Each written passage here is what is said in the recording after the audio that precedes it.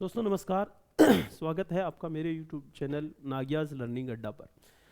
हम लोग जनवरी 2023 में जो एयरफोर्स के लिए अग्निवीर का एग्ज़ाम होने वाला है उसके लिए इंग्लिश ग्रामर को पढ़ने वाले हैं। पूरा कोर्स हम इस वीडियो के माध्यम से पढ़ेंगे और कौन कौन से इम्पोर्टेंट कंसेप्ट हैं इंग्लिश ग्रामर में, उन सभी कॉन्सेप्ट की बात करेंगे। उम्मीद करेंगे कि इन्हीं कॉन्सेप्ट से पूरी ग्रामर से रिलेटेड जो प्रश्न पूछे जाएंगे आपके 20 वो यहाँ से आ जाए। 5 क्वेश्चन तो पैसेज के होंगे, बाकी एक सिनोनिम का, एक एंटोनिम्स का, एक ईडियम्स का, एक वन वर्ड का, एक स्पेलिंग का, बाकी फिल इन द ब्लैंक्स और एरर से रिलेटेड जो ग्रामर के क्वेश्चन बनेंगे उन्हीं क्वेश्चन के ऊपर अपने यहाँ पर बात करने वाले हैं।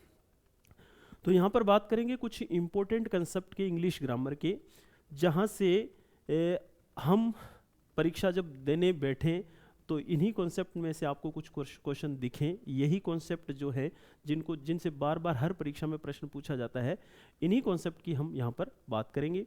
और जितने भी आपके दोस्त जो तैयारी कर रहे हैं, जो 18 जनवरी से स्टार्ट होने वाली अग्निवीर की परीक्षा देंगे एयरफोर्स के लिए, भारतीय सेनाओं का एक हिस्सा बनने के लिए, तो उन सभी दोस्तों के बीच वीडियो को ज़रूर शेयर करें। आप चैनल को सब्सक्राइब करें और ज़्यादा से ज़्यादा दोस्तों को इसके बारे में बताएंगे। तो ज़्यादा समय व्यतीत ना करते हुए अपने बात करेंगे यहाँ पर इंग्लिश ग्रामर के कुछ इम्पोर्टेंट कंसेप्ट की। देखिए, इंग्लिश ग्रामर दोस्तों जितनी हम मुश्किल समझते हैं उतनी मुश्किल है नहीं। इंग्लिश ग्रामर से संबंधित जो मेन कंसेप्ट हैं वहाँ पर मैं आपको कुछ बातें बताऊंगा। एक तो आपको इंग्लिश ग्रामर में कुछ जोड़े हैं, उन जोड़ों का ध्यान रखना है। कुछ पेयर्स हैं, इन पेयर्स को आप ध्यान में रखें, माइंड में रखें। ये जोड़े क्या है?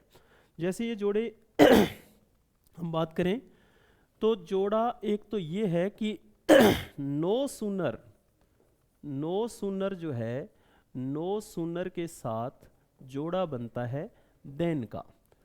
एग्जाम में नो सूनर से रिलेटेड प्रश्न आए तो जोड़े की बात हो तो नो सूनर के साथ जोड़ा कौन बनाता है? देन। और अक्सर एग्जाम में इससे रिलेटेड ये THEN देन लिखता है तो समझना गलत है, और अगर WHEN वेन लिखता है तो ये गलत है, और कई बार खाली कोमा भी आ जाता है, ये भी गलत है। ये गलत होगा। सही जोड़ा किसके साथ होगा? THAN के साथ। इसी तरह जो हार्डली स्केसली है, हार्डली या स्केसली, हार्डली स्केसली के साथ जो जोड़ा बनता है वो किसका होता है? वो वेन होता है, WHEN। ये तो है करेक्ट, लेकिन रोंग क्या है? रोंग ये है कि इसके साथ देन दे देगा, इसके साथ THEN देन दे देगा, या इसके साथ कोमा दे देगा। तो ये सब गलत है, ये सब गलत हैं। इसके साथ करेक्ट जोड़ा बनता है वेन का, जबकि नो सूनर के साथ देन का। इसी तरह नोट ओनली नोट ओनली के साथ जोड़ा बनता है किसका? बट आल्सो का। नोट ओनली के साथ जोड़ा बनता है बट आल्सो का, यही करेक्ट है। इसके साथ कुछ और दे दिया तो गलत है। ये जोड़ा आपको ध्यान में रखना है। इसके अलावा बोथ के साथ जोड़ा कौन बनाता है? बोथ के साथ जोड़ा बनाता है एंड, और अक्सर इसमें यहाँ पर क्या दे देता है? एज वेल एज, ये दे देता है, या कभी कभी और लिख देता है। ये और भी गलत है, एज वेल एज भी गलत है। किसके साथ? बोथ के साथ। प्रश्न ऐसे पूछा जाता है कि both Ram as well as Shyam, तो ये एज वेल एज नहीं आ सकता। इसी तरह बोथ राम और श्याम, ऐसे क्वेश्चन देता है तो आपको समझना है कि ऐसा नहीं होगा, ये गलत होगा। बोथ के साथ जोड़ा बनाता है एंड। इसी तरह पांचवा जो कॉन्सेप्ट है वो ये है कि आइदर के साथ जोड़ा बनाता है कौन? और नाइदर के साथ जोड़ा कौन बनाता है? नाइदर के साथ जोड़ा बनाता है नोर। आइदर के साथ और, नाइदर के साथ नोर। इसी की तरह एज और एज भी होता है, और इसी तरह सो और एज भी होता है। इसी तरह 9वें नंबर पर ऑल दो के साथ जोड़ा कौन बनाता है? या तो कोमा या फिर येट जोड़ा बनाता है। इसके अलावा जब एग्जाम में इससे प्रश्न पूछता है ना तो इसके साथ बट दे देता है, समझना बट गलत है। याद रखना कि बट ऑल्दो के साथ हमेशा गलत होगा। तो याद क्या रखना है कि नो सूनर के साथ जोड़ा ये बनाता है THEN, THEN नहीं बनाता, WHEN नहीं बनाता, कोमा नहीं बनाता। इसी तरह हार्डली स्केसली के साथ जोड़ा कौन बनाता है? व्हेन, THN देन नहीं बनाता, THEN देन नहीं बनाता, कोमा नहीं बनाता। नॉट ओनली के साथ जोड़ा कौन बनाता है? बट आल्सो, कुछ और नहीं बना सकता। बोथ के साथ एंड, एग्जाम में क्या पूछता है? एज वेल एज दे देता है, और दे देता है, तो ये गलत है। और आइदर के साथ और, नाइदर के साथ नोर, एज और सो एज, ऑल दो के साथ येट। और एक इस तरह का क्वेश्चन भी होता है कि टू टू होता है और सो दैट होता है, टू होता है और सो दैट। तो यहाँ से भी प्रश्न पूछा जा सकता है, टू के साथ कुछ और लगा देगा और सो के साथ कुछ और लगा देगा। जैसे he is too weak to walk, ऐसे प्रश्न पूछा जाए, he is so weak that he can not walk, इस तरह का प्रश्न पूछा जाता है। याद रखना टू होता है, सो दैट होता है। तो ये कुछ बातें हैं जो आपको माइंड में रखनी है, इनसे डेफिनेटली ये क्वेश्चन पूछा जाता है, चाहे कोई सा भी कम्पिटिटिव एग्जाम हो। ये जोड़ों से रिलेटेड क्वेश्चन याद रखने हैं, जोड़े गलत करके क्वेश्चन पूछे जाते हैं। तो क्या बच्चों याद क्या रखना है? नो सूनर के साथ देन, ये वाला देन नहीं, ये वाला वहन नहीं, कोमा नहीं। और हार्डली स्केसली के साथ वेन, ये वाला देन नहीं, ये वाला देन नहीं, कोमा नहीं। नॉट ओनली के साथ बट आल्सो, और कुछ नहीं। बोथ के साथ एंड, एज वेल एज या और नहीं। आइदर के साथ और आता है, और कुछ नहीं। और नाइदर के साथ नोर आता है, और कुछ नहीं। और एज और सो एज और ऑल दो के साथ या तो कोमा आएगा या क्या आ जाएगा? येट। लेकिन एग्जाम में बट देकर इससे प्रश्न पूछता है, जो कि गलत होता है। और टू होता है, सो दैट होता है।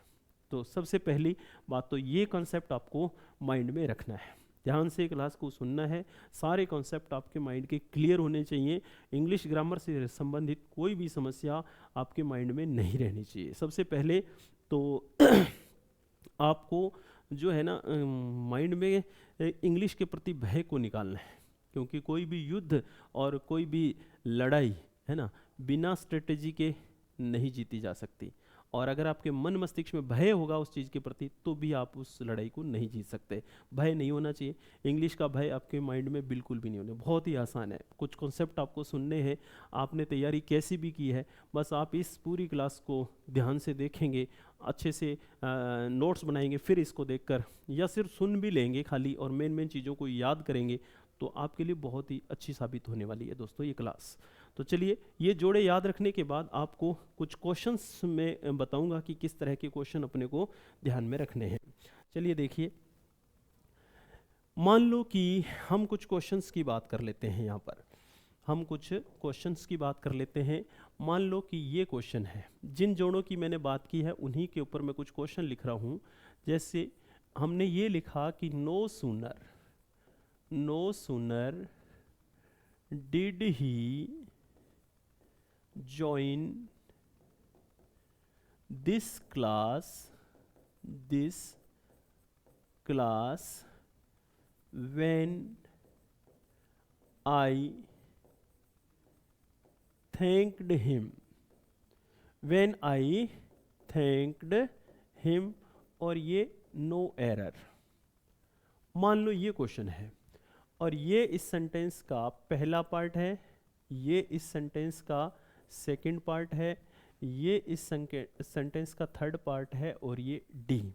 पहले कुछ क्वेश्चन लिख लेते हैं अपने बाद में अपने बात करेंगे आंसर की।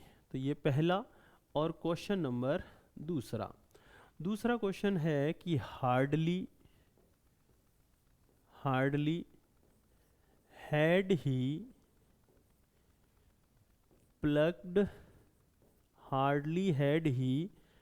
plucked flowers then the gardener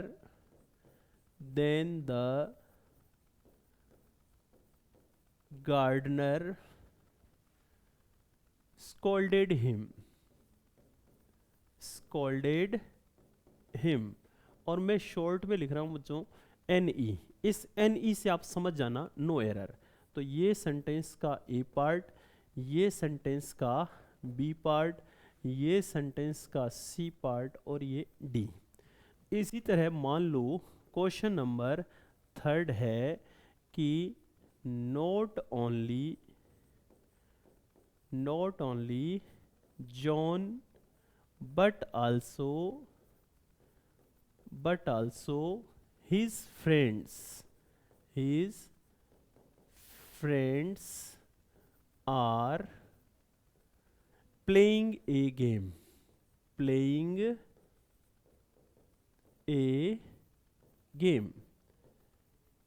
और ये नो एरर। ये इसका ए पार्ट, ये इसका बी पार्ट, ये है इसका सी पार्ट और ये डी पार्ट। इसी तरह क्वेश्चन नंबर 4, क्वेश्चन नंबर 4 है कि नाइदर शी नॉर,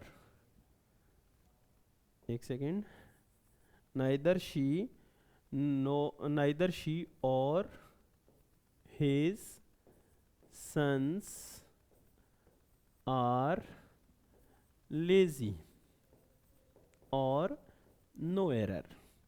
ये इसका ए पार्ट, ये इसका बी पार्ट, ये सी और ये D.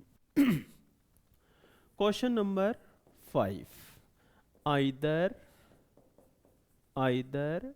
you nor your friends are playing well, ये और नो एरर। अब ये इसका ए पार्ट, ये इसका बी पार्ट, ये सी और ये डी। अब देखिए दोस्तों, यहाँ पर किस सेंटेंस में क्या एरर है उसकी अपने बात करें तो मैंने यहाँ पर आपको कुछ जोड़े बताए कि नो सूनर के साथ कौन जोड़ा बनाता है, नॉट ओनली के साथ कौन जोड़ा बनाता है, आइदर और नाइदर नोर के साथ कौन जोड़ा बनाता है। इन्हीं जोड़ों के ऊपर क्वेश्चन है। तो देखो नो सूनर यहाँ पर दे रखा है, तो नो सूनर के साथ जोड़ा कौन बनाता है, देन। लेकिन यहाँ पर क्या दे दिया, वेन। तो हमें पता है कि यहाँ जोड़ा किसका है, देन का, लेकिन इसने दे दिया है वेन। तो ये सी पार्ट में ऐसी गलती है और जिस पार्ट में गलती है वही हमारा आंसर है। तो यहाँ पर हमारा आंसर क्या होगा, सी होगा। इसी तरह hardly had he plucked flowers then the gardener scolded him. अब हमें पता हार्डली के साथ जोड़ा कौन बनाता है, हार्डली के साथ जोड़ा बनाता है वेन। तो इसने यहाँ पर लिखा है देन, तो यहाँ पर ये देन मिस्टेक है, यहाँ पर वेन आना चाहिए। इसी तरह नॉट ओनली के साथ जोड़ा बनाता है बट आल्सो, तो यहाँ पर बट आल्सो बन रहा है। फिलहाल मैं सिर्फ जोड़े की बात कर रहा हूँ, और क्या रूल है वो आगे बात करूंगा। फिलहाल मैं यहाँ पर सिर्फ जोड़ों की बात कर रहा हूँ। तो नॉट ओनली के साथ आता है बट आल्सो, तो ये बात करेक्ट है, इस सेंटेंस में कहीं भी कोई एरर नहीं है। फिर हम यहाँ पर देखें, नाइदर के साथ जोड़ा बनाता है नोर, लेकिन यहाँ पर क्या लिखा हुआ है, और। तो ये गलती है, और ये गलती कहाँ है, बी पार्ट में। जहाँ गलती है वही हमारा आंसर है।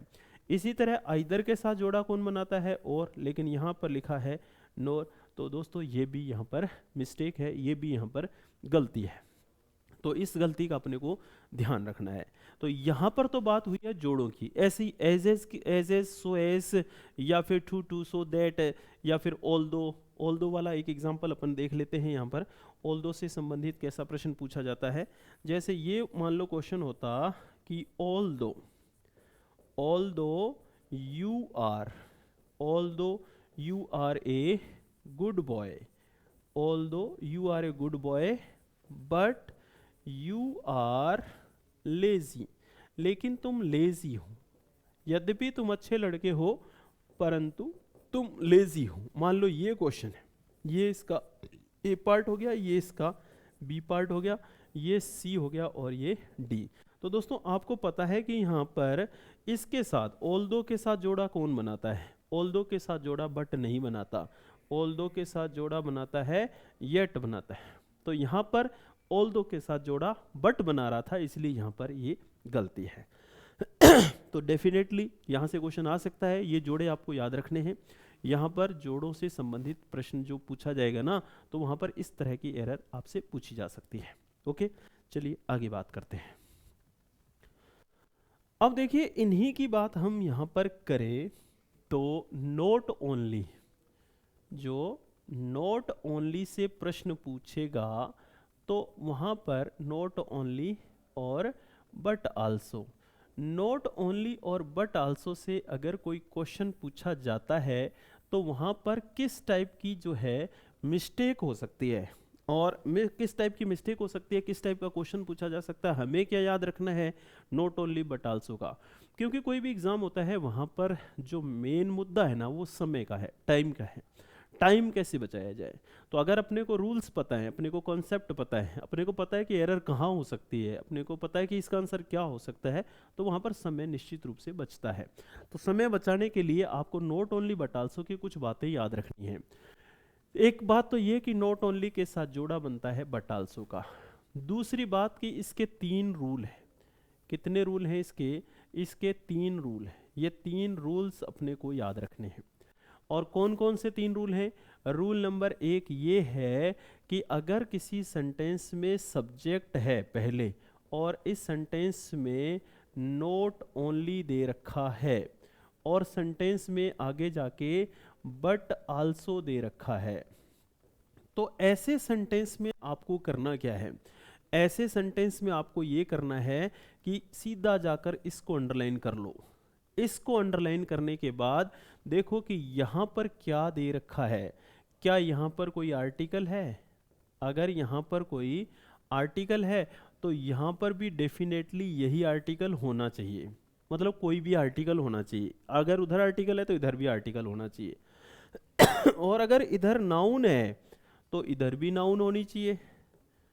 और अगर इधर वर्ब है तो इधर भी वर्ब होनी चाहिए। और अगर इधर प्रीपोजिशन है, अगर इधर प्रीपोजिशन है तो यहाँ पर भी होना चाहिए।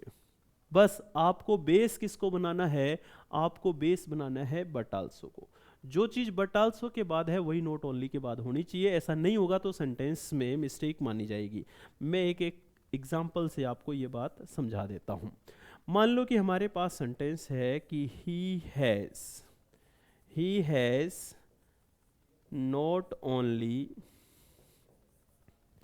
not only a car, he has not only a car but also has a bike। उसके पास ना केवल एक कार है बल्कि एक बाइक भी है। और मान लो ये सेंटेंस का ए पार्ट है, ये सेंटेंस का बी पार्ट है, और ये सेंटेंस का सी पार्ट है, और ये सेंटेंस का डी पार्ट है। अब यहाँ पर ही has not only A car but also has a bike. अब हमने देखा कि यहाँ पर सेंटेंस में क्या है, बट आल्सो को हमने अंडरलाइन किया। बट आल्सो के बाद क्या है, हमने देखा हैज़ तो एक वर्ब है, तो नॉट ओनली के बाद भी वर्ब होनी चाहिए, लेकिन यहाँ पर तो नॉट ओनली के बाद आर्टिकल दे रखा है, तो ये गलत है। नॉट ओनली के बाद आर्टिकल नहीं चल सकता, क्योंकि बट आल्सो के बाद वर्ब है तो अपने को नॉट ओनली के बाद भी वर्ब ही लिखनी होगी। तो इसका मतलब ये नॉट ओनली जो है ना यहाँ सही नहीं है, इसकी जगह कहाँ है? यहाँ। अब जब इसकी जगह यहाँ होगी तो इसके बाद क्या होगा? हैज़। और बट आल्सो के बाद भी क्या है? हैज़। तो ये सेंटेंस अब सही होगा। इस नॉट ओनली की जगह यहाँ नहीं है, इसकी जगह यहाँ है। और ये मिस्टेक है कहाँ? ये सेंटेंस के ए पार्ट में मिस्टेक है। तो दोस्तों यही इसका आंसर है। जहाँ एरर होती है वही आंसर होता है। तो हमारे इस क्वेश्चन का आंसर क्या होगा? ये। और हमें रूल क्या याद रखना पड़ेगा? हमारे को रूल ये याद रखना पड़ेगा कि बट आल्सो के बाद जो पार्ट्स ऑफ स्पीच होता है वही नॉट ओनली के बाद होना चाहिए। अगर ऐसा नहीं होगा तो सेंटेंस में एरर होगी। और बेस बनाना किसको है? नॉट ओनली को बेस बनाना है, बट आल्सो को बेस बनाना है। जो चीज़ बट आल्सो के बाद हो वही नॉट ओनली के बाद होनी चाहिए। अक्सर ऐसा होता नहीं है तो सेंटेंस में एरर हो जाती है। ठीक है, तो बेस उसको बनाना है। तो ये तो हुआ इसका पहला रूल। इसका दूसरा रूल क्या है उसकी बात करते हैं। दूसरा रूल ये है बी रूल की बात करेंगे अपने। कई बार क्या होता है कि सेंटेंस की शुरुआत होती है नॉट ओनली से, और नॉट ओनली के बाद होना चाहिए क्या? हेल्पिंग वर्ब, और फिर होना चाहिए सब्जेक्ट। अगर ये 3 बातें सही हैं, not only, helping verb, subject, ये 3 बातें सही हैं, तो अगर यहाँ पर सेंटेंस में बट आल्सो दे रखा है और बट आल्सो के बाद यहाँ पर क्या है, हमें कोई फर्क नहीं पड़ता। अब आपको बट आल्सो को बेस नहीं बनाना है। बट आल्सो के बाद कुछ भी हो, लेकिन ये तीन चीजें सीक्वेंस से पढ़ी है, सबसे पहले नॉट ओनली, फिर हेल्पिंग वर्ब, फिर सब्जेक्ट, तो ऐसा सेंटेंस हमेशा नो एरर वाला होगा। इस सेंटेंस में कोई एरर नहीं होगी। लेकिन इसमें भी अगर एरर होनी होगी तो कैसे होगी, तो ये सब्जेक्ट को पहले और वर्ब को अगर ये ऐसे दे देगा कि नॉट ओनली को तो स्टार्टिंग में लिख देगा और फिर ऐसे लिख देगा सब्जेक्ट और फिर वर्ब ऐसे लिखेगा ना, तो यहाँ गड़बड़ हो जाएगी। फिर यहाँ पर फिर गड़बड़ हो जाएगी। अगर नॉट ओनली से सेंटेंस की शुरुआत हो रही है तो यहाँ पर गड़बड़ हो जाएगी, यहाँ पर फिर एरर हो जाएगी। अगर नॉट ओनली से शुरुआत हो रही है, हेल्पिंग वर्ब है और सब्जेक्ट है, जब तो इस सेंटेंस में कोई एरर नहीं है। अगर इसको इंटरचेंज करता है, पहले सब्जेक्ट फिर वर्ब, तो फिर इस तरह का अगर कॉन्सेप्ट बनेगा ना, तो फिर सेंटेंस के इसी पार्ट में एरर होगी। एक एग्जांपल से इस बात को हम समझेंगे। क्वेश्चन ये है जैसे कि not only has he A car but also he has a bike। मान लो ये सेंटेंस है कोई एरर का, और ये है इसका ए पार्ट, ये है सेंटेंस का बी पार्ट, ये है सेंटेंस का सी और ये है डी। अब देखो, हमने देखा कि सेंटेंस की शुरुआत किससे हो रही है, नॉट ओनली से, और उसके बाद क्या है, हेल्पिंग वर्ब, ये रहा, और उसके बाद सब्जेक्ट। तो बस आगे पढ़ो ही मत, ये सेंटेंस सही होगा, आप इस पे टाइम वेस्ट मत करो, ये सेंटेंस सही होगा, इसमें कोई भी एरर नहीं होगी। अगर नॉट ओनली से सेंटेंस की शुरुआत हो रही है, हेल्पिंग वर्ब है, सब्जेक्ट है, तो बस आगे टाइम वेस्ट मत करो, ये सेंटेंस सही होगा। लेकिन इस तरह का सेंटेंस एरर वाला भी हो सकता है। मान लो मैं इसी सेंटेंस को ऐसे लिखता हूँ not only he has a car but also he has a bike। मान लो ऐसा सेंटेंस है ना, तो अब नॉट ओनली से सेंटेंस की शुरुआत हो रही है, तो फिर ही हैज नहीं हो सकता, क्या होगा, हैज ही होना चाहिए था। इसका मतलब यहाँ सेंटेंस में मिस्टेक होगी। ये हमारा कॉन्सेप्ट नंबर 2, जो कि नॉट ओनली बट आल्सो के लिए है। किसके लिए है, नॉट ओनली बट आल्सो के लिए। ये concept not only but also के लिए है, और ये दूसरा कॉन्सेप्ट है। एक तीसरा कॉन्सेप्ट भी है, उसमें क्या है देखते हैं। तीसरा कॉन्सेप्ट ये है, नॉट ओनली बट आल्सो का तीसरा कॉन्सेप्ट ये है दोस्तों, कि जब मैं इंग्लिश में अगर लिखूं तो ऐसे लिखूंगा कि when two or more subjects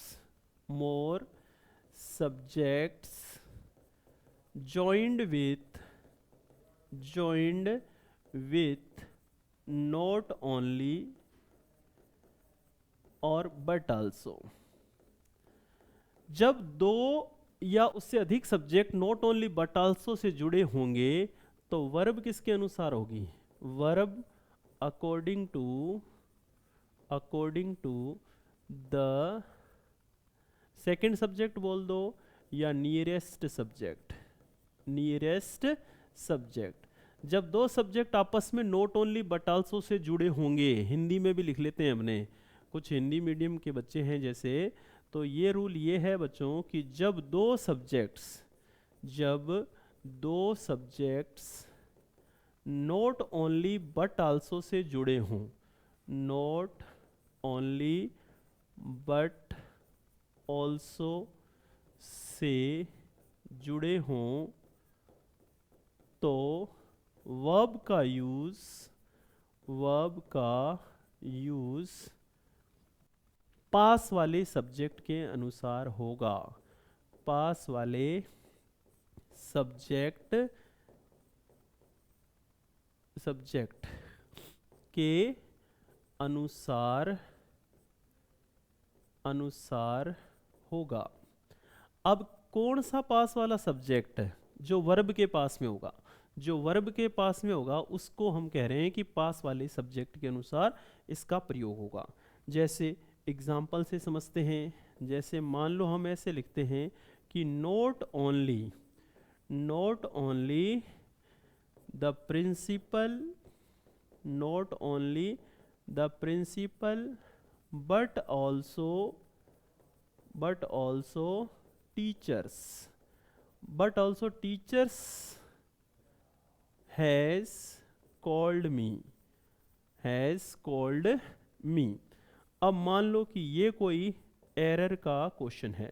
अब ये सेंटेंस का ए पार्ट है, ये सेंटेंस का बी पार्ट है, ये सेंटेंस का सी पार्ट है, और ये है सेंटेंस का डी पार्ट। अब अपने से पूछा जा रहा है बताओ एरर कहाँ है। तो हमने देखा कि दो सब्जेक्ट हैं, एक तो प्रिंसिपल और एक टीचर्स। दो सब्जेक्ट किससे जुड़े हुए हैं?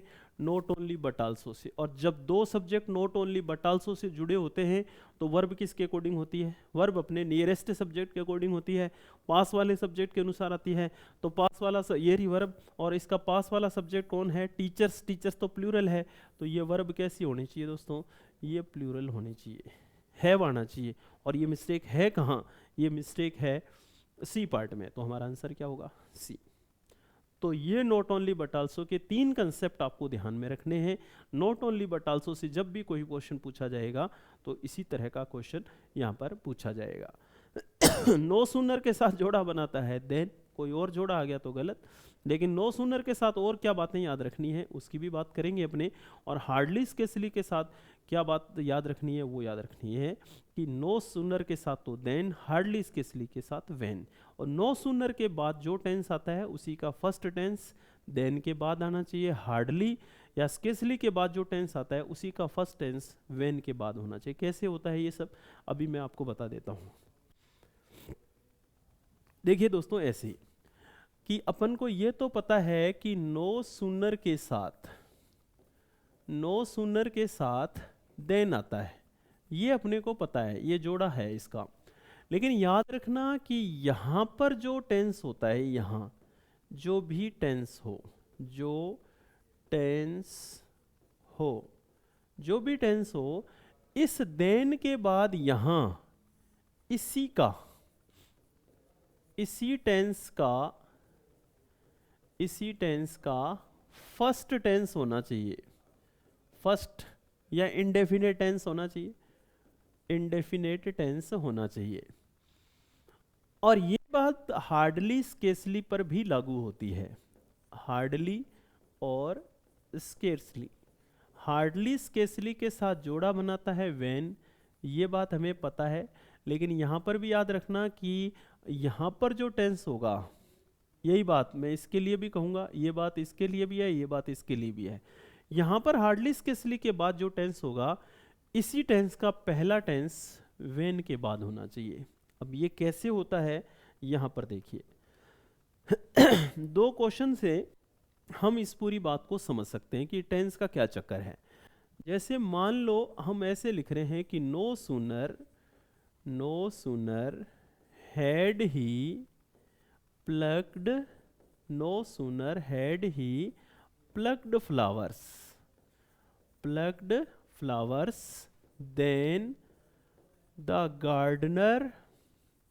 then the gardener scolded him।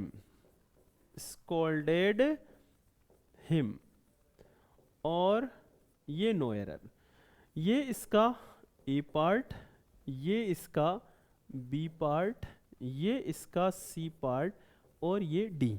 अब देखो यहाँ पर कह रहा है नो सूनर हैज और ये वर्ब की third form. Has plus third form, ये बच्चों कौन सा टेंस होता है? हैज प्लस वर्ब की थर्ड फॉर्म प्रेजेंट टेंस होता है। हमें पता है प्रेजेंट परफेक्ट टेंस है ये। Has have plus third form present perfect tense में होता है ना, तो ये प्रेजेंट परफेक्ट टेंस है। और जो नो सूनर के बाद जो टेंस आता है उसी का पहला टेंस देन के बाद आना चाहिए। तो इसका मतलब सिंपल प्रेजेंट टेंस आना चाहिए। सिंपल प्रेजेंट टेंस में वर्ब की फर्स्ट फॉर्म एस होता है, ये तो सेकंड फॉर्म में स्कोल्ड का अर्थ होता है डांटना, तो इसकी फर्स्ट फॉर्म होनी चाहिए यहाँ पर। तो ये क्या होना चाहिए था? Scolds. No sooner has he plucked flowers then the gardener scolds him, क्योंकि यहाँ पर प्रेजेंट परफेक्ट टेंस है। प्रेजेंट परफेक्ट हो चाहे कोई सा भी टेंस हो, अगर नो सूनर के बाद जो टेंस है ना, उसी का पहला टेंस देन के बाद होना चाहिए। तो पहला टेंस का मतलब सिंपल टेंस या इंडेफिनेट टेंस, तो प्रेजेंट इंडेफिनेट या सिंपल प्रेजेंट टेंस आना चाहिए। तो सिंपल प्रेजेंट टेंस क्या है यहाँ पर, वर्ब की फर्स्ट फॉर्म एस। इसी तरह दूसरा क्वेश्चन देख लो कि hardly had he abused her when she calls her parents और नो एरर। अब ये सेंटेंस का है ए पार्ट, ये सेंटेंस का है बी पार्ट, और ये है सेंटेंस का सी, और ये है डी। अब हमने देखा यहाँ पर हार्डली के साथ पेयर वाली गलती तो नहीं है ना, हाँ पेयर वाली गलती तो नहीं है, लेकिन हार्डली के बाद हैड प्लस वर्ब की थर्ड फॉर्म है, जो कि कौन सा टेंस है, पास्ट, और पास्ट में कौन सा टेंस है, पास्ट परफेक्ट। लेकिन इससे कोई फर्क नहीं पड़ता कि ये कौन सा टेंस है, पास्ट का है कोई सा भी टेंस हो, तो व्हेन के बाद सिंपल पास्ट टेंस आना चाहिए, लेकिन यहाँ पर तो सिंपल प्रेजेंट आ रहा है, और सिंपल पास्ट क्या होता है, वर्ब की सेकंड फॉर्म, तो यहाँ पर ये आना चाहिए दोस्तों। तो ये यहाँ पर एरर है।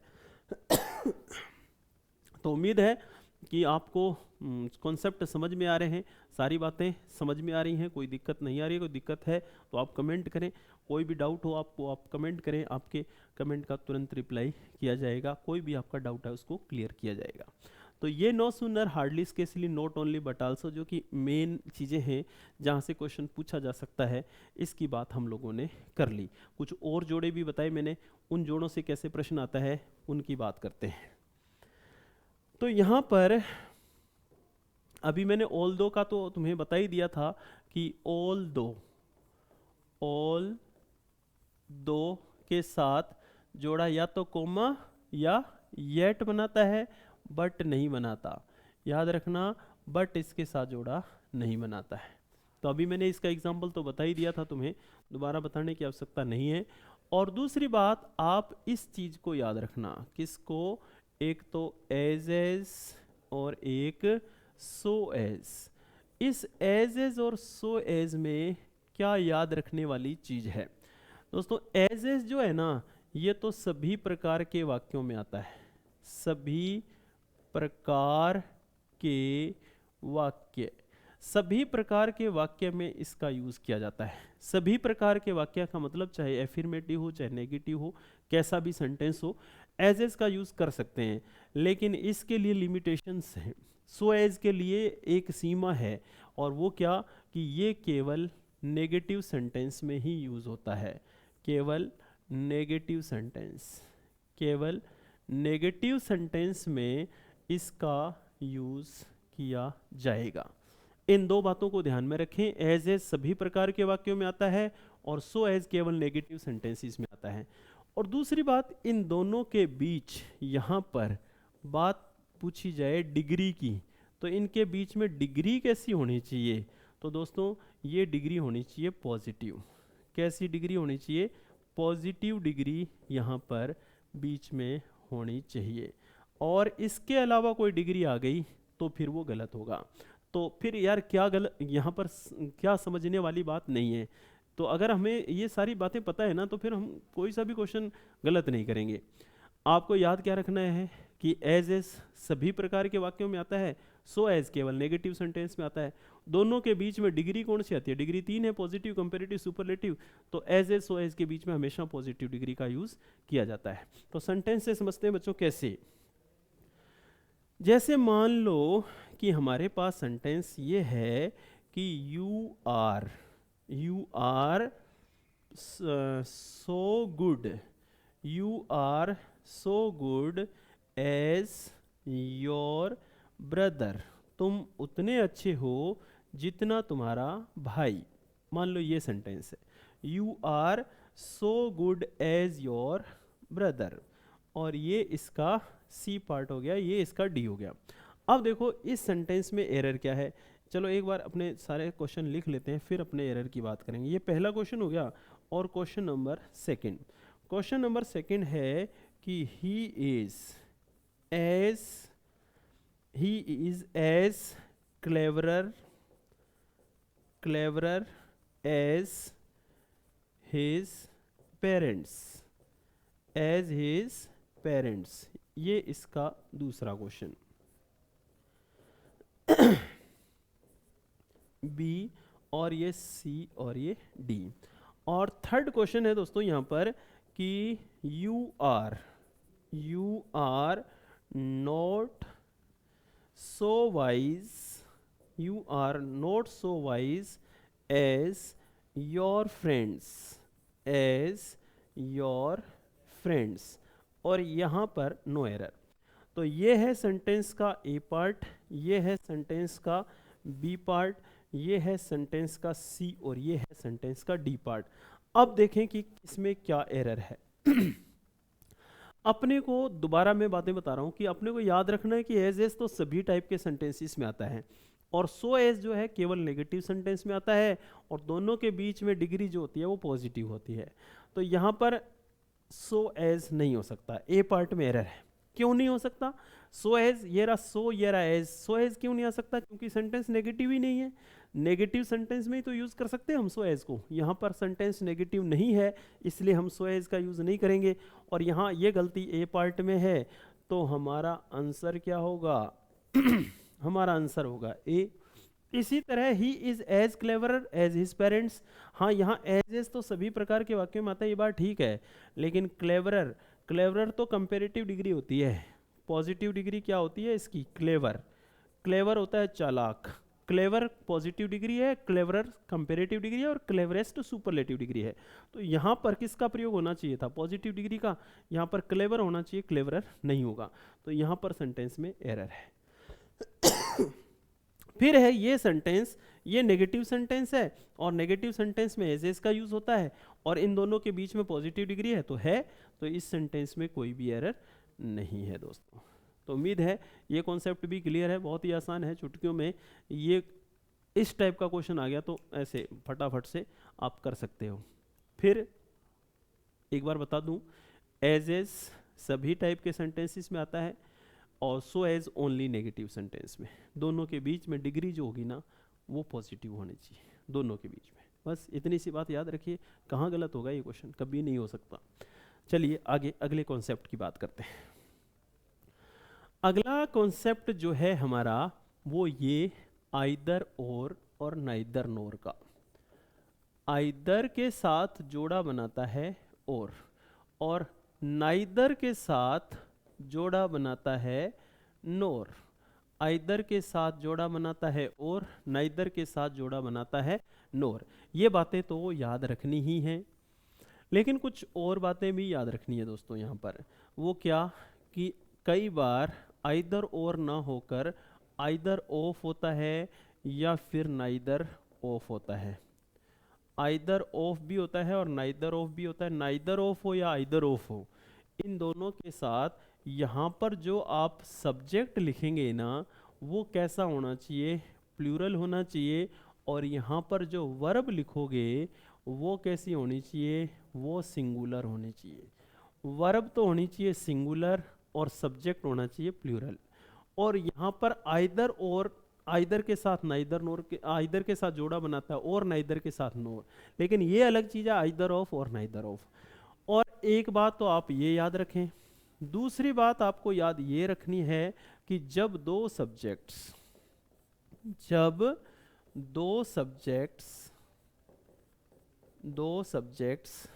आइदर और या फिर नाइदर नोर से जुड़े हों तब वर्ब का यूज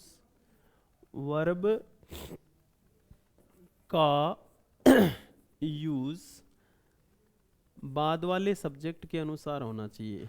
बाद वाले सब्जेक्ट के अनुसार होना चाहिए।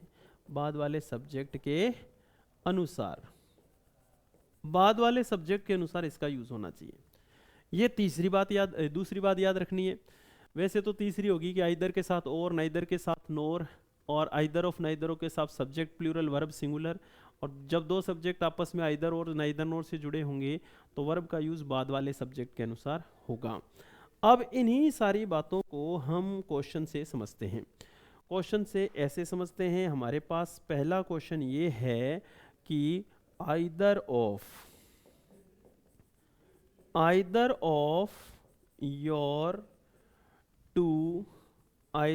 Your two sons are lazy.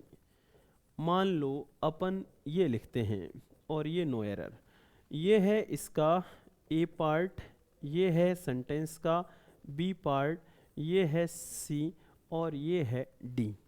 दूसरा क्वेश्चन ये है कि neither of his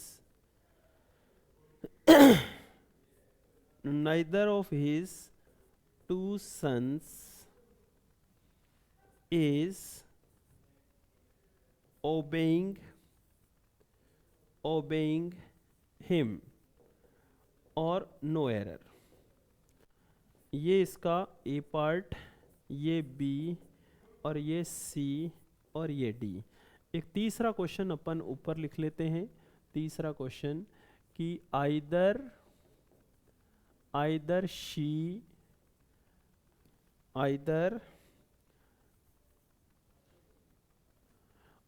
she or her sons are lazy, ठीक है, और नो एरर। अब ये सेंटेंस का है फर्स्ट पार्ट, ये सेंटेंस का है सेकंड पार्ट, ये सेंटेंस का है थर्ड पार्ट और ये सेंटेंस का है फोर्थ पार्ट। अब कहाँ क्या एरर है वो अपने यहाँ पर देखते हैं। फिर एक बार बातें याद ये रखनी है कि आइदर के साथ जोड़ा बनाता है और नाइदर के साथ नोर। और दूसरी बात याद ये रखनी है कि आइदर ऑफ हो चाहे नाइदर ऑफ हो, सब्जेक्ट तो होगा प्लूरल, वर्ब होगी सिंगुलर।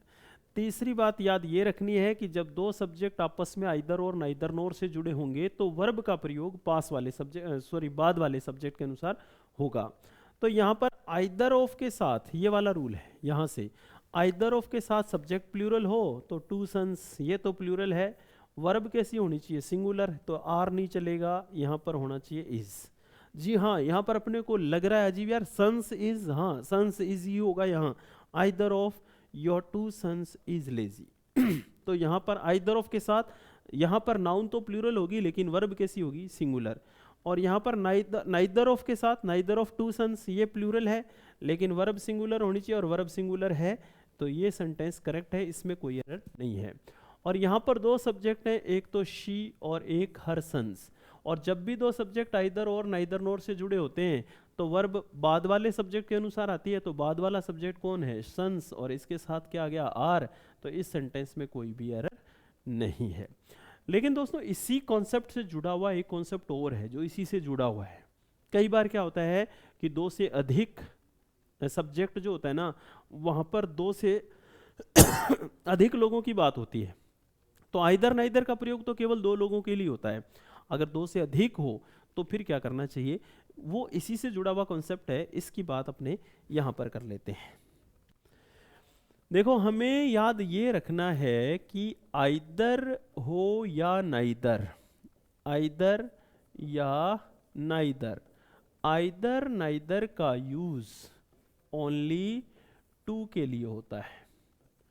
और मान लो मोर देन टू हो, क्या हो, मोर देन टू हो, मोर देन टू, तब अपने क्या करें, तब अपने क्या करेंगे कि जो आइदर ऑफ होगा उसके स्थान पर तो होगा वन ऑफ, और जो नाइदर होगा उसके स्थान पर क्या लिखेंगे, नन ऑफ। तो वन ऑफ नन ऑफ कब कब लिखना है ये, जब दो से अधिक हो। और रूल वही है, इसके साथ भी वही बनेगा कि यहाँ पर जो सब्जेक्ट होगा, सब्जेक्ट तो होगा प्लूरल, लेकिन यहाँ पर आने वाली जो वर्ब होगी वो कैसी होगी, वो सिंगुलर होगी। सब्जेक्ट तो प्लूरल होगा लेकिन वर्ब सिंगुलर होगी, किसके साथ, वन ऑफ नन ऑफ के साथ भी।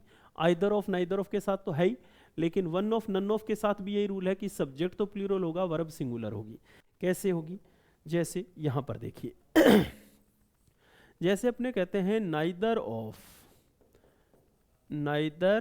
Of his 4 sons, neither of his 4 sons looked after him, looked after him, उसके 4 लड़कों में से कोई भी उसकी देखभाल नहीं करता है।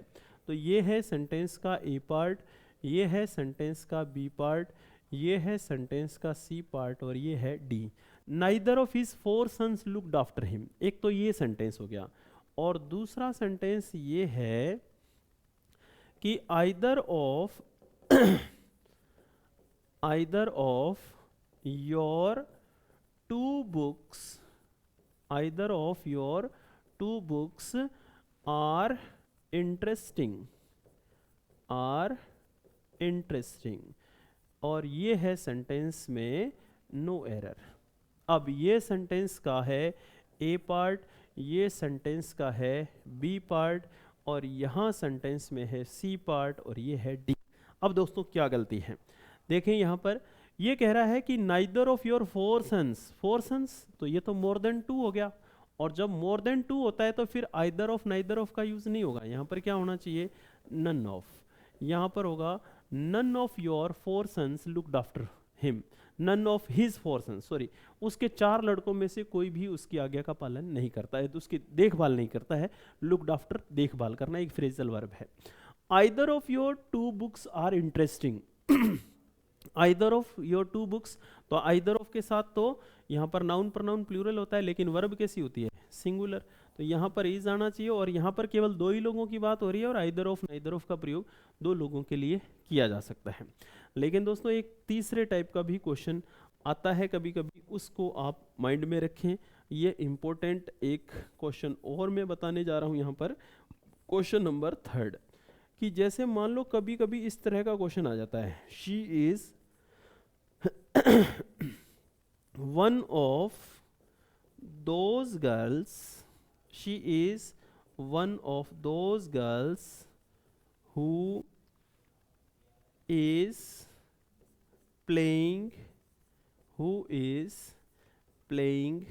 well, ठीक है, और ये नो एरर, ये इसका ए पार्ट, ये इसका बी पार्ट, ये इसका सी पार्ट और ये डी। अब देखो यहाँ पर इसमें क्या एरर है, तो ये एक तीसरे टाइप का क्वेश्चन है। यहाँ पर कई बच्चे गलती क्या कर देते हैं को वो ये देखते हैं कि यार वन ऑफ ये तो हो गया प्लूरल और ये वर्ब होगी सिंगुलर, और वो इस सेंटेंस में नो एरर बता देते हैं, पर ऐसा नहीं है, नो एरर नहीं होगी सेंटेंस में। यहाँ पर आपको रिलेटिव प्रोनाउन भी दिख रहा है और रिलेटिव प्रोनाउन का एंटीसीडेंट यहाँ पर है गर्ल्स। अब आप इस रूल को भूल जाइए, वन ऑफ नन ऑफ इसको भूल जाइए, आप तो इस रिलेटिव प्रोनाउन पर आइए। देखिए इसके पहले प्लूरल है क्या, नाउन या प्रोनाउन प्लूरल है क्या, तो आपको ये वर्ब भी प्लूरल करनी पड़ेगी, तो यहाँ पर ये हो जाएगा आर। अगर ये सिंगुलर है तो ये वर्ब भी सिंगुलर। अब आप इसको भूल जाइए, वन ऑफ नन ऑफ जो भी है, आप तो सीधा किस पर ध्यान देंगे, आप ध्यान देंगे कि हु पर, या कोई भी रिलेटिव प्रोनाउन हो सकता है और उससे पहले आने वाला नाउन प्रोनाउन उसका एंटीसीडेंट कहलाता है। ये बात हम लोगों ने, जो बच्चे पढ़ चुके हैं मेरे से क्लास में, जब हम लोगों ने प्रोनाउन को पढ़ा था तब बात की थी हमने रिलेटिव प्रोनाउन में। तो यहाँ पर ये रिलेटिव प्रोनाउन है, इससे पहले आने वाला नाउन या प्रोनाउन एंटीसीडेंट कहलाता है, और ये वर्ब जो होती है ना वो इसी के अनुसार होती है। ये सिंगुलर होता है, ये गर्ल होता तो ये इज हो जाता, ये गर्ल्स है तो वो आर हो जाएगा। तो ये एक इस टाइप का क्वेश्चन भी आपको याद रखना चाहिए। तो दोस्तों कमेंट करके बताइएगा कैसे लग रहे हैं ये आपको कॉन्सेप्ट और कैसे लग रहे हैं ये आपको क्वेश्चन। ये आपकी फाइनल तैयारी है परीक्षा से पहले, ये सारी चीज़ें पढ़ के जाइए, अच्छी तरह से सुनिए, टाइम दीजिए, धीरे धीरे स्पीड, अगर आपको लग रहा तेज़ है तो आपके पास तो ऑप्शन है कि आप धीरे धीरे भी इसको सुन सकते हैं, और बढ़िया तैयारी करें और भारतीय सेना का हिस्सा बने। भारत की सरहदों की रक्षा करने के लिए वीर जवान जो हैं, आप उसकी तैयारी करने जा रहे हैं, तो बहुत ही गौरव की एक नौकरी है एयरफोर्स में जाना, आर्मी में जाना, नेवी में जाना, तो बहुत ही गौरव की नौकरी है उसकी तैयारी कर रहे हैं, तो लेज़ी बिल्कुल मत होइएगा और बढ़िया तरीके से पढ़ें और बढ़िया से कॉन्सेप्ट को सुने और अच्छा सा पेपर करके आएँ। कोई भी क्वेश्चन जो है ना वो गलत नहीं हो, पूरी कोशिश करें। चलिए अगले कॉन्सेप्ट की बात करते हैं। अगला कॉन्सेप्ट दोस्तों क्या हो सकता है? अगले कॉन्सेप्ट की बात करें तो यहाँ पर हम कुछ कंडीशनल सेंटेंस, हालांकि अपने आप में एक बहुत बड़ा टॉपिक है ये कंडीशनल सेंटेंस। कंडीशनल सेंटेंस वैसे तो एक पूरा टॉपिक है, लेकिन अपने पास इतना समय नहीं है कि हम पूरे टॉपिक को पढ़ेंगे और पढ़ना भी नहीं अभी हमें पूरे टॉपिक को। अब तो परीक्षा नज़दीक है तो हम मेन कॉन्सेप्ट की बात कर रहे हैं, तो यहाँ पर मैं कुछ मेन कॉन्सेप्ट ही बता रहा हूँ आपको। तो उसी में कंडीशनल सेंटेंस का ये कॉन्सेप्ट है कि कंडीशनल सेंटेंस के दो पार्ट होते हैं। इसको इफ़ क्लोज या फिर व्हेन क्लोज भी कह सकते हो आप। इसको क्या बोल सकते हो आप? इसको बोल सकते हो आप इफ या फिर व्हेन क्लोज। इफ या व्हेन क्लोज, क्लोज का अर्थ होता है उपवाक्य, ठीक है। और एक होता है मेन क्लोज, एक होता है इफ क्लोज और एक होता है मेन क्लोज। अगर इस इफ क्लोज में वर्ब की फर्स्ट फॉर्म हो या वर्ब की फर्स्ट फॉर्म प्लस एस या ई एस हो तो आप तीन काम कर सकते हो। पहला कि मेन क्लोज में भी आप वर्ब की फर्स्ट फॉर्म एस यस लिख दो। दूसरा काम कि खाली वर्ब की फर्स्ट फॉर्म भी लिख सकते हो अगर सेंटेंस इंपेरेटिव है, मतलब अगर वर्ब से ही सेंटेंस को स्टार्ट करना है तो फिर खाली वर्ब की फर्स्ट फॉर्म ही लिख सकते हो। और तीसरी बात कि यहाँ पर अपन विल या शैल भी लिख सकते हैं वर्ब की फर्स्ट फॉर्म के साथ। कैसे? ये कॉन्सेप्ट पहला है हमारा। एक एग्जाम्पल की बात करते हैं इसके ऊपर अपन और एग्जाम्पल क्या है देखते हैं। जैसे अपन ऐसे लिखेंगे कि if you heat water, if you heat water और इट स्पेस, इस तरह से। मान लो कि ये कोई फिल इन द ब्लैंक्स का क्वेश्चन है और अपने पास ऑप्शन है बॉयल, अपने पास ऑप्शन है बॉयल्स, और अपने पास ऑप्शन है बॉइल्ड, और अपने पास ऑप्शन है हेड बॉइल्ड, हेड बॉइल्ड। ये अपने पास ऑप्शन है कि if you heat water it boil, boils, boiled, had boiled.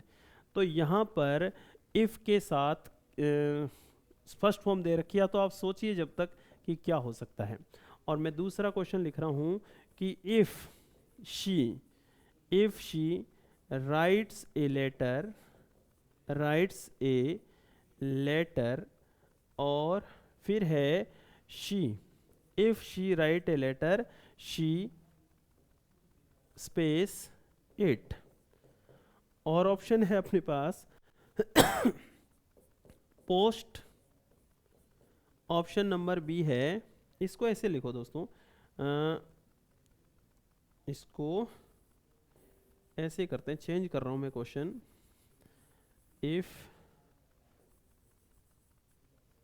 इसको ऐसे लिखते हैं इफ यू, इसको भी हटाइए, if you write a letter, और फिर यहां पर अपने को लिखना है इट। ऑप्शन नंबर एक post, option number B posted, option number सी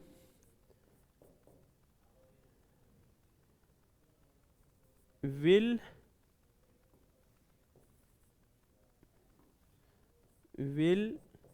पोस्ट, और या फिर पोस्ट्स, इस तरह से लिखते हैं।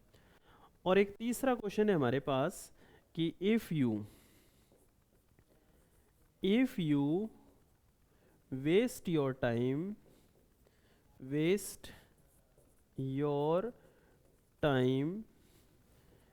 You space in this exam. तो ऑप्शन नंबर पहला है विल फेल, ऑप्शन नंबर दूसरा होगा फेल्ड, और ऑप्शन नंबर तीसरा होगा वुड फेल, और ऑप्शन नंबर 4 है would have failed, would have और फेल्ड। ठीक है, ये क्वेश्चन है। अब देखो क्या एरर हो सकता है यहाँ, कि अपने को रूल याद ये रखना है कि इफ वाले पार्ट में वर्ब की फर्स्ट फॉर्म एस है तो अगले पार्ट में वर्ब की फर्स्ट फॉर्म एस भी हो सकता है। वर्ब की फर्स्ट फॉर्म से अगर सेंटेंस स्टार्ट हो रहा है तो वर्ब की फर्स्ट फॉर्म से स्टार्ट होगा, will shell plus first form भी है। तो if you heat water, if के साथ फर्स्ट फॉर्म आ रही है तो अगले पार्ट में क्या आ सकता है, ये तीनों ही आ सकते हैं। लेकिन इफ यू हीट वाटर, जब तुम पानी को गर्म करते हो ये उबलता है, एक साइंटिफिक ट्रूथ है, और साइंटिफिक ट्रूथ को हमेशा सिंपल प्रेजेंट टेंस में बताते हैं। तो वाटर की बात हो रही है या इट की बात हो रही है, इट के साथ वर्ब की फर्स्ट फॉर्म एस का प्रयोग होगा। तो if you heat water it boils, यदि तुम पानी को गर्म करते हो तो यह उबलता है। If you write a letter, तो अब वर्ब से स्टार्ट करना है तो हम क्या लिखेंगे, post it. If you write a letter post it, यदि तुम पत्र लिखते हो तो इसको पोस्ट करो। If you waste your time, फिर वर्ब की फर्स्ट फॉर्म आ रही है ना, फिर फर्स्ट फॉर्म आ रही है तो अगले पार्ट में क्या होगा, if you waste your time you will fail, क्या हो जाएगा, you will fail in this exam, तुम इस एग्जाम में फेल हो जाओगे। फेल्ड तो हो नहीं सकता, वर्ब की सेकंड फॉर्म है, और वुड फेल और वुड हैव फेल्ड ये भी नहीं हो सकते, तो आंसर क्या होगा हमारा, विल फेल। तो एक तो इस कॉन्सेप्ट को याद रखें, किसका कंडीशनल सेंटेंस का। एक तो ये कॉन्सेप्ट याद रखें, लेकिन दो कॉन्सेप्ट और मैं बता रहा हूँ उनको भी आप ध्यान में रखें, उनसे भी प्रश्न पूछा जा सकता है। वो क्या है कॉन्सेप्ट, देखते हैं। कॉन्सेप्ट ये है बच्चों कि इफ या व्हेन क्लॉज, इफ या व्हेन क्लॉज, और एक इधर होता है मेन क्लॉज। इफ या व्हेन क्लॉज और दूसरा मेन क्लॉज। इफ या व्हेन क्लॉज में अगर हमारे को दे रखी है सेकंड फॉर्म, तो इधर हमारे को क्या लिखना है, हम वुड प्लस फर्स्ट फॉर्म भी लिख सकते हैं, हम कुड प्लस फर्स्ट फॉर्म भी लिख सकते हैं, और हम माइट प्लस फर्स्ट फॉर्म भी लिख सकते हैं। Would plus first form, could plus first form और माइट प्लस फर्स्ट फॉर्म, अगर इफ वाले पार्ट में वर्ब की सेकंड फॉर्म दे रखी है तो। लेकिन कभी कभी क्या होता है कि इधर वाला सेंटेंस, ये मेन क्लोज जो होता है ना, ये अगर पैसिव वॉइस में हो पैसिव वॉइस में हो, तो ये जो वुड प्लस फर्स्ट फॉर्म है ना, हम इसको पैसिव फॉर्म में से लिखेंगे वुड बी प्लस वर्ब की थर्ड फॉर्म, और इसको हम जो है सॉरी इसको एक बार इसी की बात कर रहे हैं अपने यहाँ, तो एक एग्जाम्पल से समझते हैं कि एग्जाम्पल ये है कि if you went Agra, if you went Agra you would see the Taj, you would see the Taj Mahal, ये सेंटेंस है।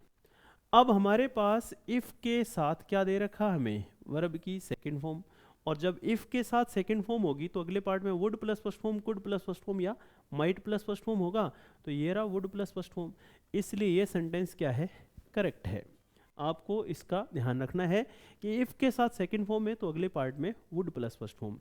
इसी तरह मान लो अपन यहाँ पर ऐसे लिखते हैं, if you called me, if you called me I would come, I would come। तो देखो फिर if के साथ वर्ब की सेकंड फॉर्म है, अगले पार्ट में would plus first form.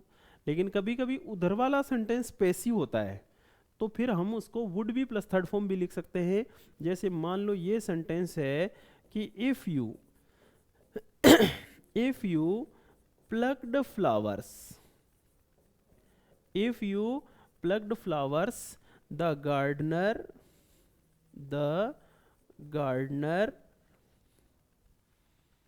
punish you, gardener punish you, ये सेंटेंस है।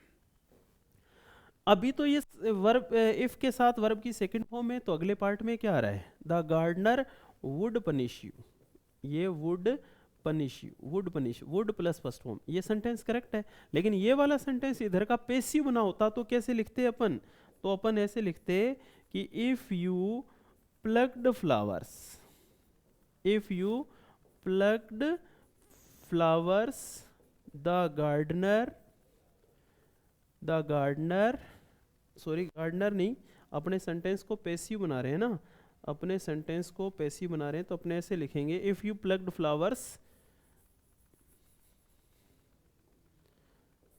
पैसिव बनाएंगे तो इसको पहले लिखेंगे, you would be punished, you would be punished by the gardener, by the gardener. तो दोस्तों यहाँ पर कुछ नया नहीं किया हमने पैसिव बनाया, यू को पहले ले आए यू, और ये जो वुड प्लस फर्स्ट फॉर्म है would be plus third form हो गया, और गार्डनर को बाय द गार्डनर लिख दिया।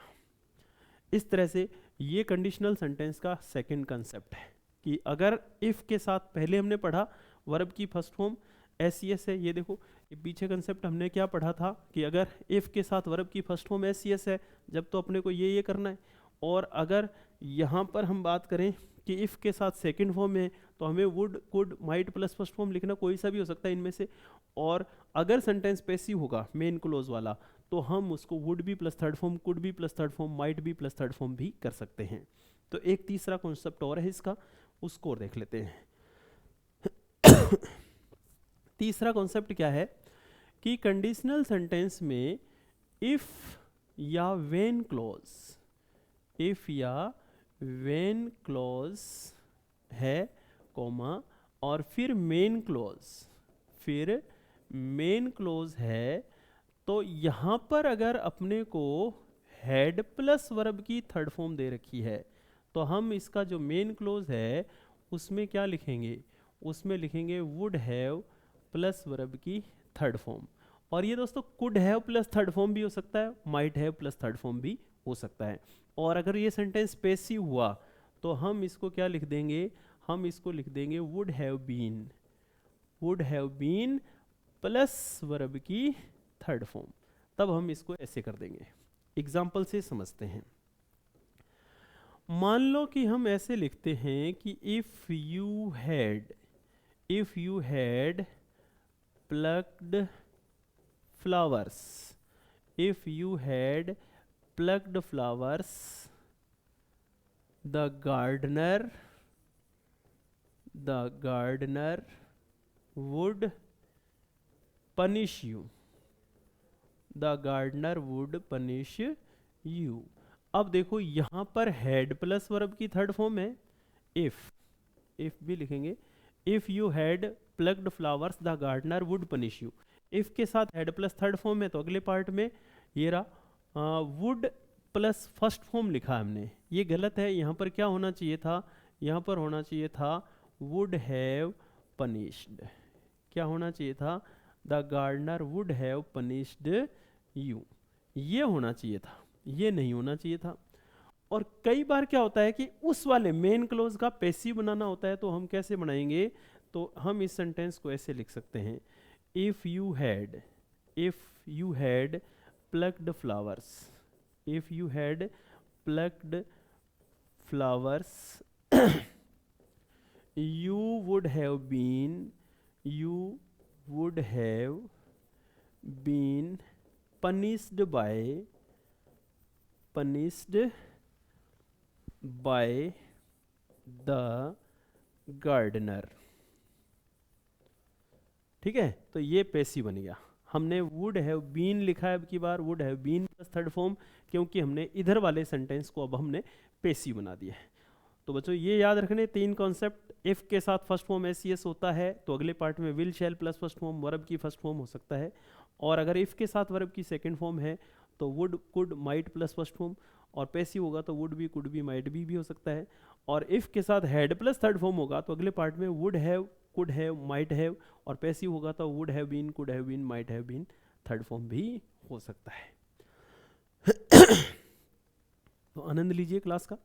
और भी कुछ कॉन्सेप्ट हैं जहाँ से प्रश्न पूछा जा सकता है, उन कॉन्सेप्ट को भी नहीं छोड़ेंगे अपने, और उन कॉन्सेप्ट की भी बात करते हैं। चलिए देखिए, अब हम बात करेंगे एडवर्ब से थोड़ी सी, कि एक होता है adverb of manner, adverb of manner. क्या होता है adverb of manner? Adverb of manner. Adverb of manner का अर्थ होता है किसी कार्य का तरीका बताना, और ज़्यादातर ये वर्ड जो होते हैं ना ly वाले होते हैं, जैसे क्विकली, इजली, स्लोली, फ्लुएंटली वगैरह। और एक ये हो गया एडवर्ब ऑफ मैनर, और एक होता है adverb of place. Adverb of place ये होता है स्थान, ठीक है, प्लेस। और तीसरा होता है एडवर्ब ऑफ टाइम, ये होता है समय। अगर किसी भी सेंटेंस में इन तीनों का जिक्र किया जाए, तरीका, समय और स्थान, यानी कि हम किसी भी इंसिडेंट के बारे में, किसी भी घटना के बारे में किसी व्यक्ति को इन्फॉर्मेशन देना चाहें, तो हम उस एक तो ये बताते हैं कि वो घटना कैसे घटी, एक हम बताते हैं कहाँ घटी, एक हम बताते हैं कब घटी। तो हम तीन चीज़ों की इन्फॉर्मेशन देते हैं, कैसे, कब और कहाँ। तो इसकी एक सीरीज होती है दोस्तों, इसका एक क्रम होता है। अगर आपने उस क्रम को गलत कर देंगे ना तो सेंटेंस में एरर होगी। क्रम क्या होता है? एमपीटी। क्रम क्या होगा? एमपीटी क्रम। एक तो एमपीटी क्रम होता है और एक पीएमटी क्रम होता है। कब एमपीटी होता है और कब पीएमटी होता है, इसको देखना है थोड़ा सा। तो यहाँ पर देखो, सबसे पहले हम बात करें इस एमपीटी का अर्थ क्या है। इस एमपीटी का अर्थ है adverb of manner, M, P का अर्थ है एडवर्ब ऑफ प्लेस, और टी का अर्थ है एडवर्ब ऑफ टाइम। तो ये एमपीटी क्रम कैसे लगता है? जैसे अपने ऐसे लिखा कि they shouted, they shouted, they shouted in the class, in the class loudly yesterday, yesterday, और नो एरर। ये सेंटेंस है। तो ये है इसका ए पार्ट, ये है सेंटेंस का बी पार्ट, ये है सेंटेंस का सी, और ये है डी। ये कह रहा है they shouted in the class loudly yesterday. तो अगर हम एक थोड़ा सा चेंज करते हैं, अपने इसको ओब्लिक को लगाते हैं यहाँ। अब देखो, इन the class, in the class तो है एडवर्ब ऑफ प्लेस, ये तो एडवर्ब ऑफ प्लेस है।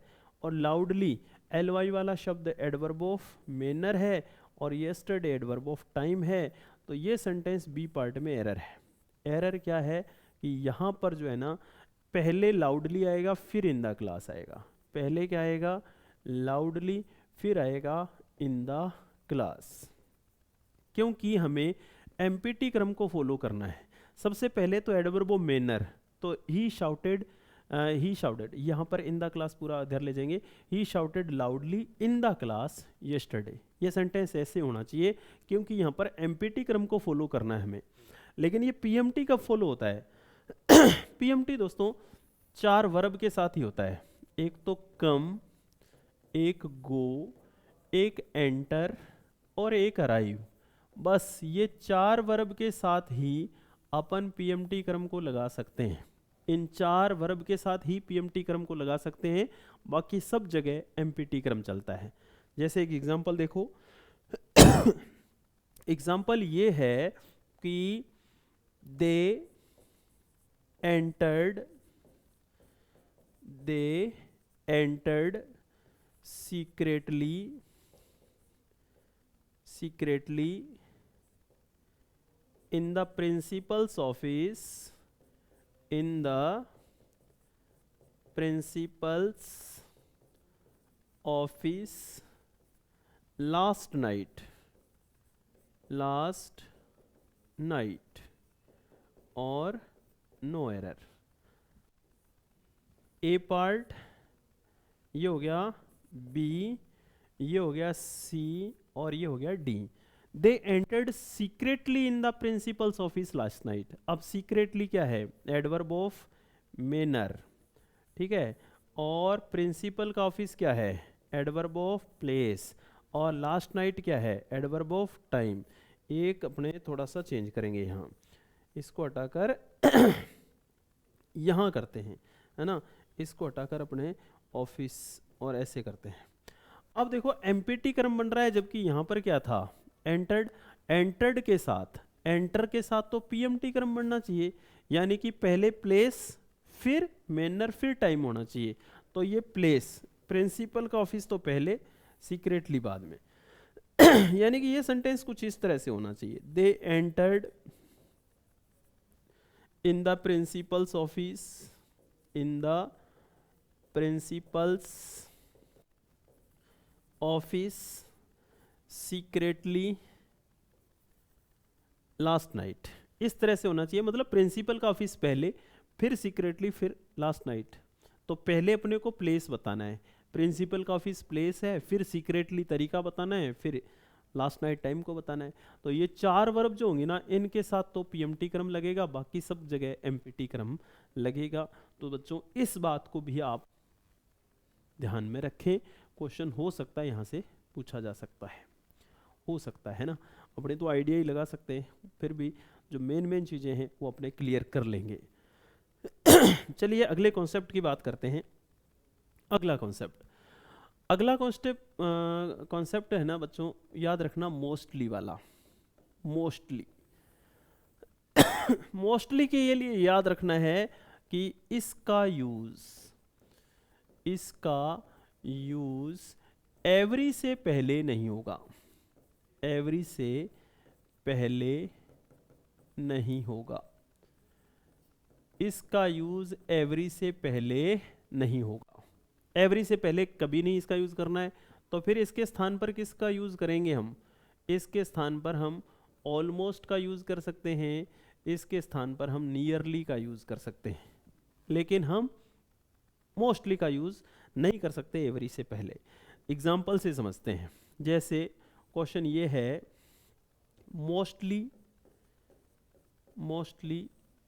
every student has a mobile phone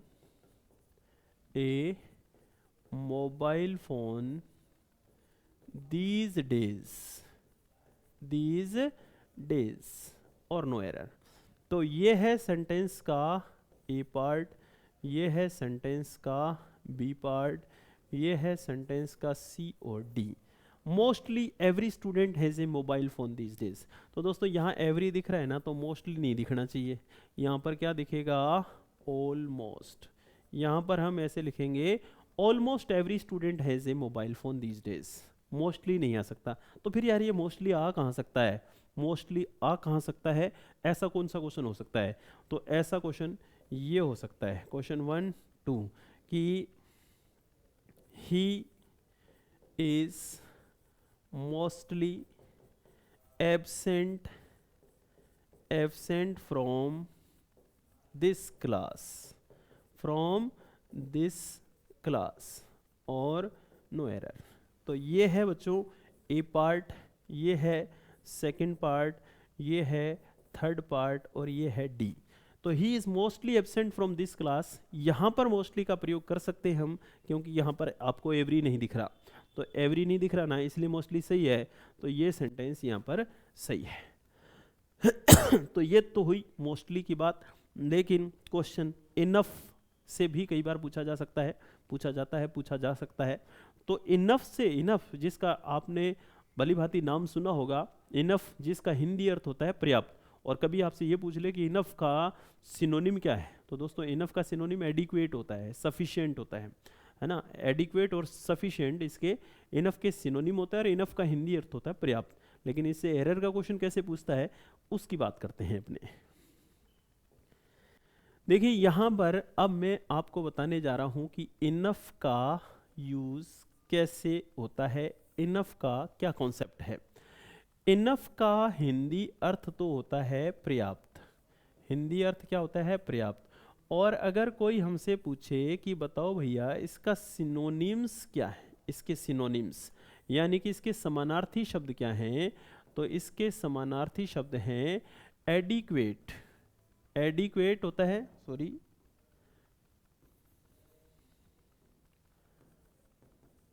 adequate होता है एक तो, और एक होता है सफिशिएंट। सफिशिएंट और एडिक्वेट इसके सिनोनिम होते हैं, और इसका यूज क्या है? इसका यूज ये है ई एन और ए ई, इस तरह से समझ सकते हो। ई एन का तो अर्थ होता है इनफ प्लस नाउन, और ए ई का अर्थ होता है एडजेक्टिव प्लस इनफ। ठीक है, एडजेक्टिव प्लस इनफ, यानी कि इनफ का प्रयोग नाउन से तो पहले और एडजेक्टिव के बाद होता है। और ये जो एडजेक्टिव होता है ना, ये हमेशा पॉजिटिव डिग्री में होना चाहिए। कौन सी डिग्री में होना चाहिए? पॉजिटिव डिग्री का होना चाहिए। तो एनफ के संबंध में क्या बातें याद रखनी है? एनफ के संबंध में बातें याद रखनी है कि एनफ का हिंदी अर्थ होता है पर्याप्त, इसके सिनोनिम होते हैं एडिक्वेट और सफिशिएंट, और इसका यूज नाउन से तो पहले होता है और एडजेक्टिव के बाद होता है। लेकिन जो एडजेक्टिव होता है ना, उसकी डिग्री कौन सी होनी चाहिए? पॉजिटिव डिग्री होनी चाहिए।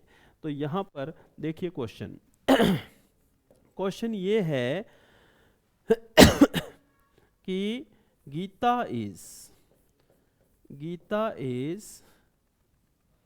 enough strong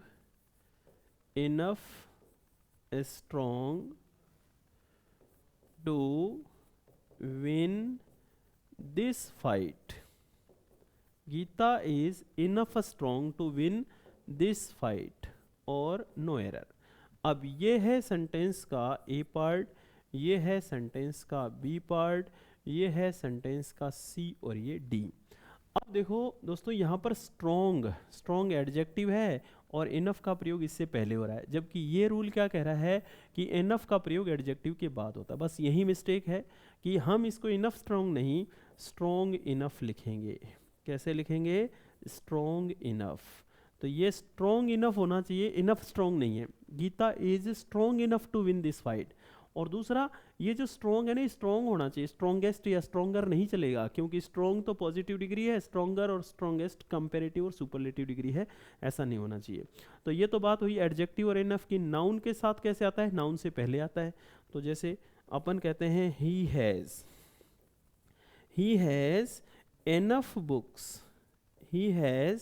enough books in his bag. उसके बैग में पर्याप्त किताबें हैं। तो बुक्स क्या है? नाउन है, और एनफ का प्रयोग उससे पहले किया जा सकता है। एनफ का प्रयोग नाउन से पहले होता है। तो ये, लेकिन ये डिग्री भी याद रखना, डिग्री का एग्जांपल मैंने अभी नहीं लिखा है यहाँ पर, आप याद रखना ये स्ट्रॉन्ग ही हो सकता है, स्ट्रॉन्गर या स्ट्रॉन्गेस्ट नहीं हो सकता। कंपेरेटिव और सुपरलेटिव डिग्री इनफ के साथ नहीं आती। एडिक्वेट और सफिशिएंट इसका सिनोनिम होता है, हिंदी अर्थ होता है पर्याप्त। तो ये बात हुई एनफ की। ठीक है, चलिए आगे आगे अगले कॉन्सेप्ट की अपन यहाँ पर बात करते हैं। तो दोस्तों, एल वाई वाले शब्द जो होते हैं, एल वाई, ये क्या होते हैं? ये होते हैं adverb of manner. Adverb of manner होते हैं। ठीक है, और ये जो एल वाई वाले शब्द होते हैं, एडवर्ब ऑफ मैनर होते हैं, इनसे पहले प्रीपोजिशन का यूज नहीं किया जा सकता। किसका यूज? प्रीपोजिशन का यूज नहीं किया जा सकता। प्रीपोजिशन का यूज इनसे पहले नहीं किया जा सकता। कैसे नहीं किया जा सकता? एक एग्जांपल से समझेंगे कि जैसे ये क्वेश्चन है, I want to live with peacefully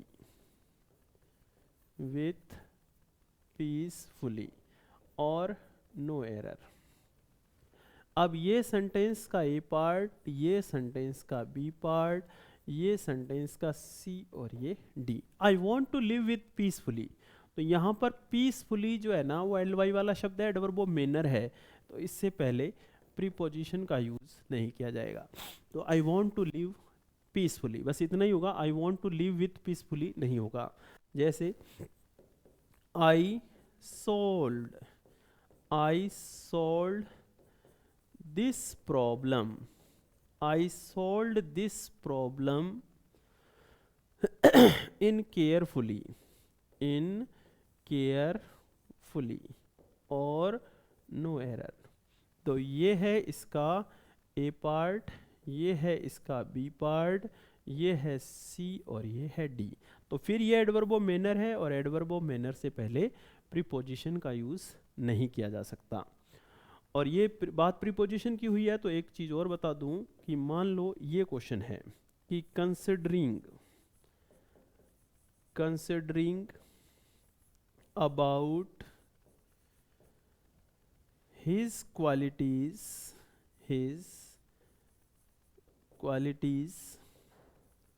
he is not a bad boy, he is not a bad boy। तो ये है इस सेंटेंस का ए पार्ट, ये है सेंटेंस का बी पार्ट, ये है सेंटेंस का सी पार्ट और ये डी। तो considering about his quality he is not a bad boy. तो यहाँ पर दोस्तों एरर क्या हो सकती है, यहाँ पर एरर ये है कि ये अबाउट का यूज इसके साथ नहीं किया जा सकता। क्यों नहीं किया जा सकता? क्योंकि कंसिडरिंग खुद ही प्रीपोजिशन है और प्रीपोजिशन के साथ इस तरह से दूसरा प्रीपोजिशन हम नहीं लिख सकते। और इस तरह में कंसिडरिंग, रिगार्डिंग, पेंडिंग, ड्यूरिंग, ये कई तरह के प्रीपोजिशन होते हैं जिनके साथ आप अदर प्रीपोजिशन को नहीं लगा सकते।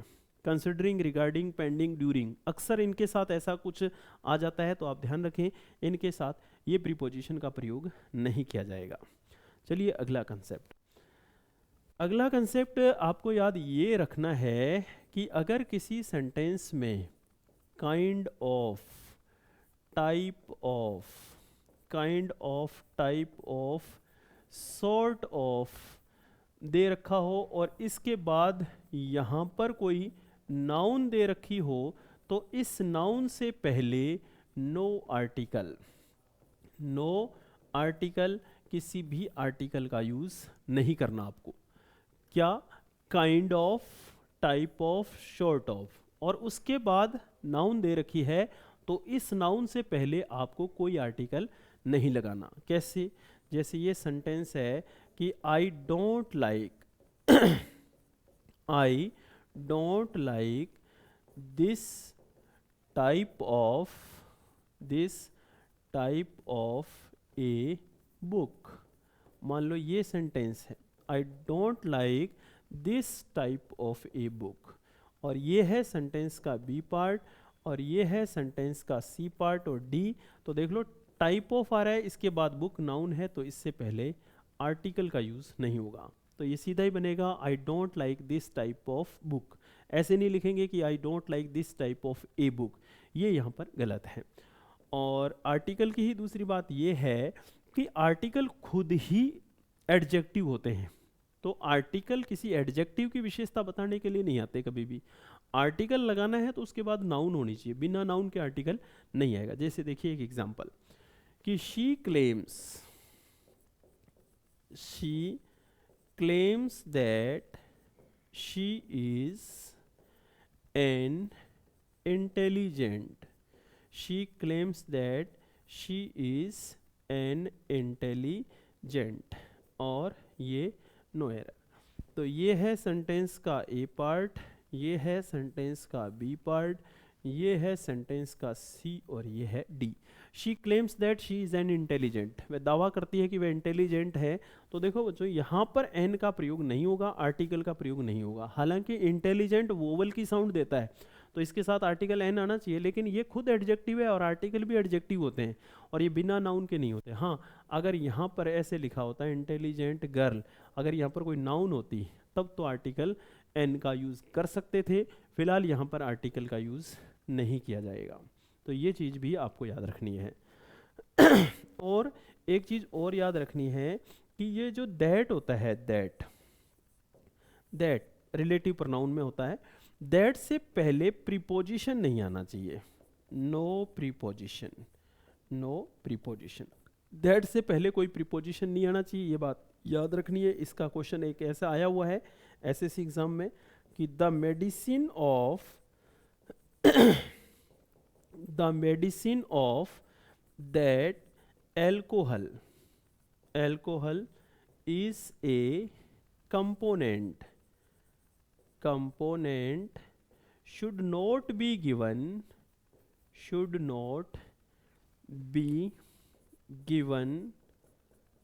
to the children ऐसी दवाइयाँ जिनमें अल्कोहल हो बच्चों को नहीं देनी चाहिए। तो यहाँ पर देखो दैट से पहले प्रीपोजिशन का यूज़ नहीं होगा, दैट से पहले प्रीपोजिशन का प्रयोग हमें नहीं करना है। चलिए नेक्स्ट कंसेप्ट की बात करते हैं। अगला कंसेप्ट जो है ना वो दैट से रिलेटेड ही है। दैट रिलेटिव प्रोनाउन में इंपॉर्टेंट प्रोनाउन माना जाता है कि दैट का यूज़ कहाँ कहाँ होता है। अगर देखो पहला कॉन्सेप्ट तो ये है कि अगर किसी सेंटेंस में the same, the little, the same या द ओनली आ जाए तो फिर ऐसे सेंटेंस में हमें किसका यूज़ करना है, दैट का यूज़ करना है।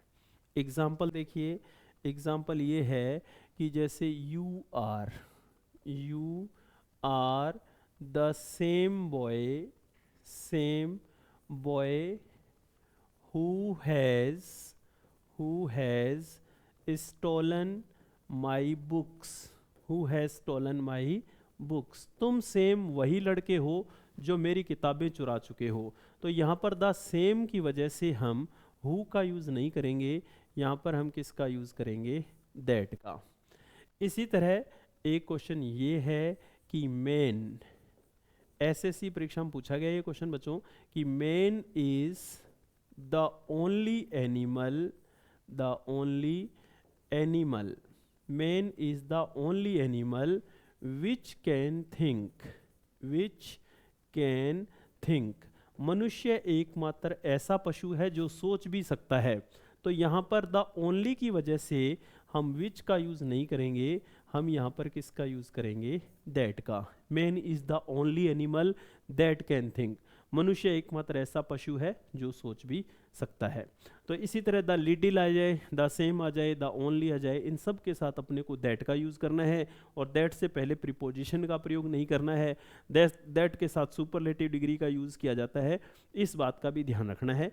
दैट का एक रूल और भी है दैट का ये रूल भी ये है, बी रूल की बात करूँगा यहाँ पर, अगर किसी सेंटेंस की शुरुआत हु से हो जाए या व्हाट से हो जाए या सेंटेंस की शुरुआत विच से हो जाए और लास्ट में क्वेश्चन मार्क है, मतलब ये इंटेरोगेटिव प्रोनाउन हो, तो यहाँ पर बीच में अगर किसी प्रोनाउन की ज़रूरत पड़ती है ना तो फिर वो दैट हो सकता है, कोई और नहीं।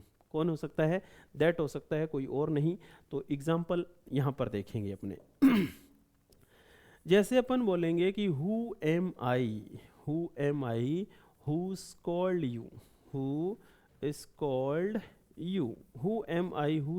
यू, मान लो ये क्वेश्चन है तो हु से सेंटेंस की शुरुआत हो रही है और लास्ट में क्वेश्चन मार्क है, तो बीच में क्या आएगा, बीच में आएगा दैट।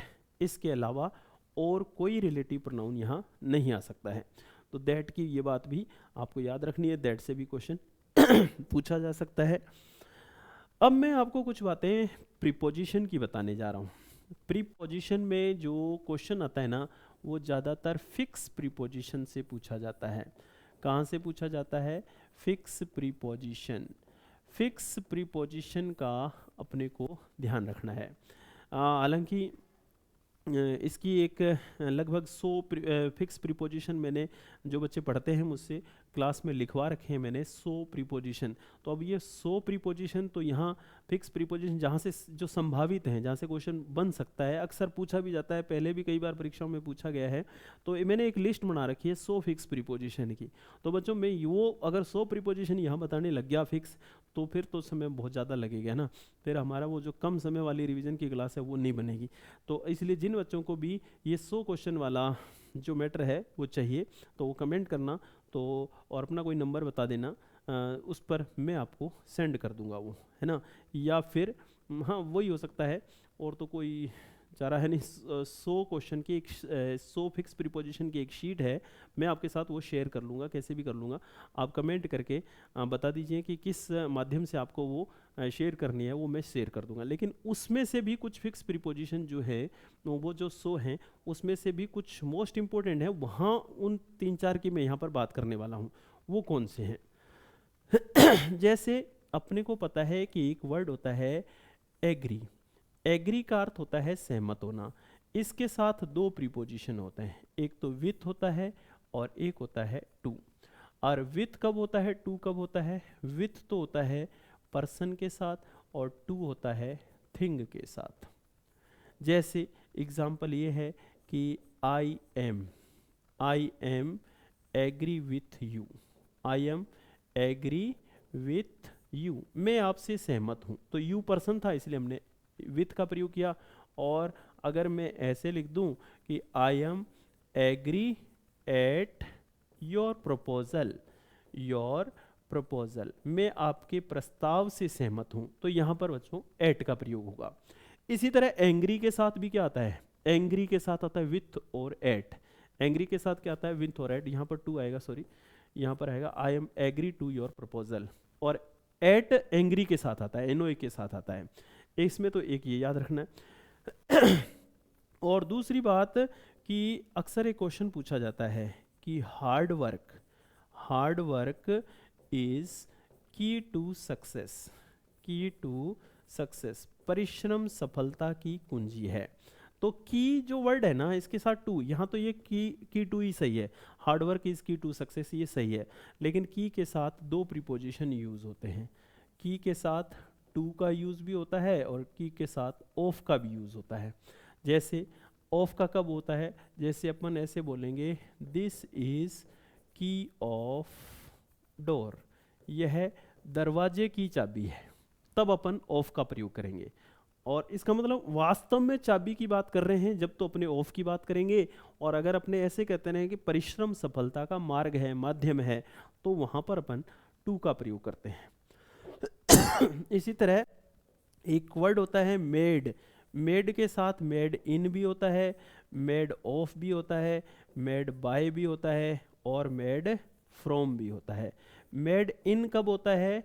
मेड इन होता है प्लेस के लिए, मेड ऑफ होता है थिंग के लिए, और ये होता है पर्सन के लिए, और ये होता है किसी चीज़ के मिक्सचर के लिए, है ना, या किसी चीज़ की ओरिजिन के लिए, ओरिजिन और मिक्सचर के लिए।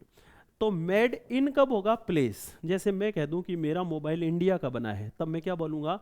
My phone is made in India, क्योंकि मैं प्लेस की बात कर रहा हूँ। और मैं कहता हूँ कि मेरी अंगूठी सोने की बनी है, तब मैं क्या बोलूँगा? My ring is made of the gold. और अगर पर्सन की बात होगी, मेरी अंगूठी सुनार की बनाई हुई है, गोल्ड स्मिथ बोलते हैं इसको, तो फिर मैं क्या बोलूँगा? My ring is made by goldsmith. और ये जो फ्रॉम है, ये किसी चीज़, बहुत सारी चीज़ें मिलाकर एक चीज़ बनाना, या कोई चीज़ किसी चीज़ से उत्पन्न होना, उसके लिए फ्रॉम का प्रयोग किया जाता है। जैसे अपने कहते हैं चीज़, यानी कि paneer, CHEESE, cheese made from milk. या फिर अपने कहते हैं या फिर अपने ऐसे बोलते हैं this T is made from milk, sugar, water वगैरह वगैरह, टी लीव्स, ऐसे कह के अपने फ्रॉम का भी प्रयोग कर सकते हैं। इसी तरह अवेल जो होता है, एक वर्ड होता है अवेल का अर्थ होता है फायदा उठाना। इसके साथ फिक्स प्रीपोजिशन ऑफ होता है, लेकिन इन दोनों के बीच में यहाँ पर कोई रिफ्लेक्सिव प्रोनाउन होना चाहिए, मतलब my self, him self, her self, इस तरह का कोई रिफ्लेक्सिव प्रोनाउन इन दोनों के बीच में होना चाहिए। अगर मैं एग्जाम्पल की बात करूँ ना, तो मैं ऐसे कहूँगा कि I availed myself of this opportunity, मैंने स्वयं इस अवसर का फ़ायदा उठाया। तो अवेल्ड के साथ फिक्स प्रीपोजिशन ऑफ है, लेकिन बीच में कोई रिफ्लेक्सिव प्रोनाउन होना चाहिए। ये तो बात हुई दोस्तों अवेल की। ऐसे ही कुछ और फिक्स प्रीपोजिशन हैं, उनकी भी बात मैं बता देता हूँ। जैसे एक होता है अबाइड के साथ फिक्स प्रीपोजिशन बाय आना चाहिए। अबाइड के साथ क्या आना चाहिए? बाय। और एक होता है क्योर। क्योर के साथ फिक्स प्रीपोजिशन ऑफ आना चाहिए। जैसे अपने बोलते हैं कि there is no cure of कोविड-19, तो क्योर के साथ ऑफ, लेकिन केयर के साथ क्या होगा, फॉर होगा। इसी तरह एसिड, ACCED, इसका अर्थ होता है सहमत होना। Acceded to, my teacher acceded to my answer, मेरा टीचर मेरे आंसर से सहमत हुआ, तो इसके साथ टू का प्रयोग किया जाता है। इसी तरह एशेम्ड वर्ड होता है, एशेम्ड, एशेम्ड के साथ ऑफ, शर्मिंदा होना, एशेम्ड के साथ ऑफ आता है। इसी तरह सरप्राइज्ड एट होता है, सेटिस्फाइड के साथ विथ होता है। और ब्लाइंड, ब्लाइंड के साथ 3 प्रीपोजिशन आते हैं, ब्लाइंड के साथ 3 प्रीपोजिशन आते हैं। ब्लाइंड इन भी होता है, ब्लाइंड ऑफ भी होता है, और ब्लाइंड टू भी होता है। ब्लाइंड इन तो होता है एक आंख से अंधा, ब्लाइंड टू ऑफ होता है 2 आंख से अंधा, और ब्लाइंड टू होता है अपने दोष नहीं देखता है। जो बंदा अपने दोष नहीं देखता है, जिसको अपनी गलतियां पता नहीं है, वो ब्लाइंड टू है। जैसे अपने कहते हैं you should not blind to your own faults, तुम्हें अपने दोषों के प्रति अंधा नहीं होना चाहिए। Milton was blind of both eyes, Milton दोनों आंखों से अंधे थे। और एक आंख के लिए अपन ब्लाइंड इन का भी प्रयोग कर सकते हैं। और एक इंपॉर्टेंट हो सकता है दोस्तों बोस्ट, BOAST, बोस्ट के साथ फिक्स प्रीपोजिशन होता है ऑफ, और इसका अर्थ होता है शेखी मारना, तारीफ करना, अपनी तारीफ करना। ही always boast of his new car, वह हमेशा अपनी नई कार की तारीफ करता है। तो यहाँ पर ऑफ का प्रयोग भी अपन इस तरह से कर सकते हैं। इसी तरह कैपेबल ऑफ भी होता है, कैपेबल ऑफ, कैपेबल ऑफ का भी प्रयोग कर सकते हैं। कुल मिलाकर इस तरह से ये फिक्स प्रीपोजिशन से संबंधित बातें आपको याद रखनी है। इसी तरह की, जैसे मैंने यहाँ पर ये वर्ड लिखे ना, इसी तरह की मैंने लगभग 100 ऐसे मोस्ट इंपॉर्टेंट की एक लिस्ट बना रखी है। आप कमेंट करेंगे, आप अपना कोई भी नंबर बताएंगे, आप कोई भी सोर्स बताएंगे, उसके माध्यम से मैं आपको प्रोवाइड करवा दूंगा ये शीट।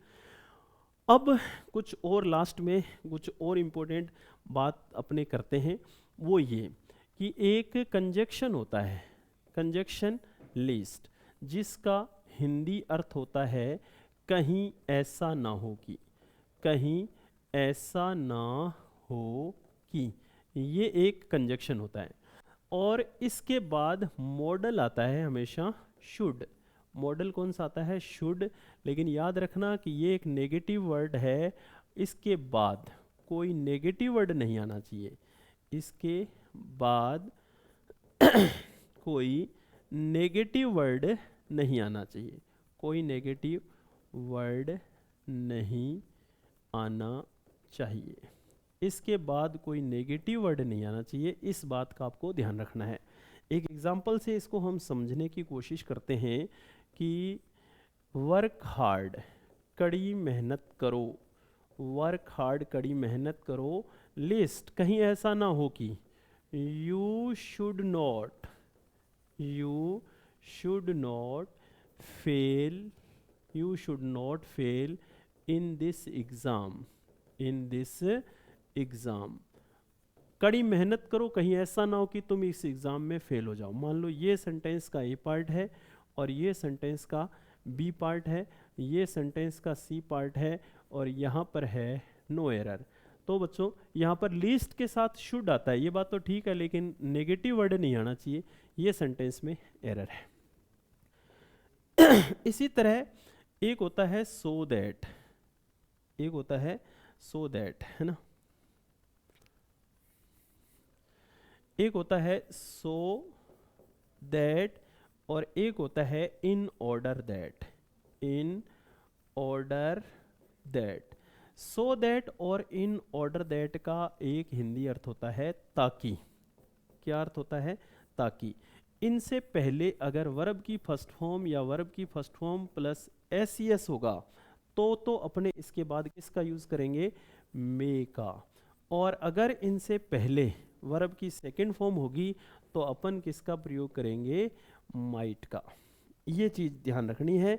तो यहाँ अपने एक एग्जांपल से इसको देखते हैं। जैसे we eat food, we eat food so that we can live, we can live. और यहाँ पर है नो एरर। तो ये है सेंटेंस का ए पार्ट, ये है सेंटेंस का बी पार्ट, ये है सेंटेंस का सी और ये D. We eat food so that we can live. तो यहाँ पर देखिए सो दैट और सो दैट से पहले आ रही है फर्स्ट फॉर्म, तो यहाँ पर कैन का प्रयोग नहीं किया जाएगा, यहाँ पर प्रयोग होगा मे का। इसी तरह मान लो ऐसे होता कि we worked hard, we worked hard so that we may get a government job, a government job. तो यहाँ पर सो दैट से पहले क्या आ रहा है, सेकेंड फॉर्म, तो यहाँ पर क्या आना चाहिए, माइट। तो यहाँ पर माइट का यूज होना चाहिए दोस्तों। इस तरह से ये लिस्ट और ये सो दैट का फंडा अपने को याद रखना है। एक सिंस का फंडा और बता देता हूं मैं आपको लास्ट। सिंस से संबंधित भी हमसे प्रश्न पूछे जाते हैं। सिंस जिसका अर्थ होता है जब से, इससे पहले हैज या हैव प्लस वर्ब की थर्ड फॉर्म आती है और इसके बाद सेकंड फॉर्म आती है। कैसे, जैसे ये प्रश्न है कि he has not written me any letter, he has not written me any letter since he went America, ठीक है। तो यहाँ पर देखो सिंस आ रहा है, सिंस से पहले हैज़ प्लस थर्ड फॉर्म और सिंस के बाद क्या आना चाहिए, वेंट सेकंड फॉर्म है। तो ये सेंटेंस सही है। इसमें या तो इस तरफ एरर पूछ लेगा या फिर उस तरफ पूछ लेगा, कैसे भी पूछा जा सकता है। एक सिंस का और कंसेप्ट है ये कि इट वॉज से अगर कोई सेंटेंस शुरुआत हो रहा है और प्लस यहाँ पर टाइम एक्सप्रेसिंग वर्ड दे रखा है, टाइम एक्सप्रेसिंग वर्ड दे रखा है और यहाँ पर अगो है और उसके साथ सिंस पड़ा है ना, तो ये सिंस गलत है। सिंस के स्थान पर किसका यूज होना चाहिए, दैट का यूज होना चाहिए। ये एक रूल है दोस्तों, ठीक है। It was plus time expressing word है तो उसके बाद अगो है, तो अगो के बाद सिंस दे रखा है ना, तो वो गलत है, उसके बाद दैट आना चाहिए। जैसे ये क्वेश्चन है, it was 2 years ago since he met me और नो एरर। अब ये है सेंटेंस का ए पार्ट और ये सेंटेंस का बी पार्ट, ये सेंटेंस का सी और D. It was 2 years ago, तो अगो के साथ यहाँ पर सिंस का यूज नहीं होगा, यहाँ पर किसका यूज होगा, दैट का यूज होगा। अगो के साथ किसका यूज होगा दोस्तों, अगो के साथ सिंस का यूज नहीं होगा, अगो के साथ दैट का यूज होगा। एक टेंस से संबंधित और बात देख लेते हैं कि अगर किसी भी सेंटेंस में बाय या टिल है, प्लस फ्यूचर का कोई टाइम दे रखा है, तो फिर ऐसे सेंटेंस में अपने को विल हैव या शैल हैव प्लस वर्ब की थर्ड फॉर्म यानी कि फ्यूचर परफेक्ट टेंस का यूज करना है। जैसे एग्जाम्पल क्या है कि he space return my book till next Sunday. तो यहाँ पर टिल के बाद फ्यूचर का अगर समय है तो हम फ्यूचर परफेक्ट टेंस का यूज करेंगे, यानी कि यहाँ पर क्या होगा, he will have returned my book. तो will have plus third form का प्रयोग यहाँ पर किया जाएगा। एक टेंस का दूसरा रूल ये है कि अगर सेंटेंस में एक तरफ विल हैव या शैल हैव प्लस वर्ब की थर्ड फॉर्म है तो बिफोर आफ्टर है, तो अगले पार्ट में वर्ब की फर्स्ट फॉर्म SES का यूज किया जाएगा। ये दूसरा रूल है। जैसे एग्जाम्पल से समझते हैं कैसे, कि एग्जाम्पल ये है कि she will have taken T, she will have taken tea before her school bus arrives. तो देखो यहाँ पर विल हैव प्लस वर्ब की थर्ड फॉर्म, और इधर क्या आ रहा है, अराइव्स, बीच में आ रहा है बिफोर।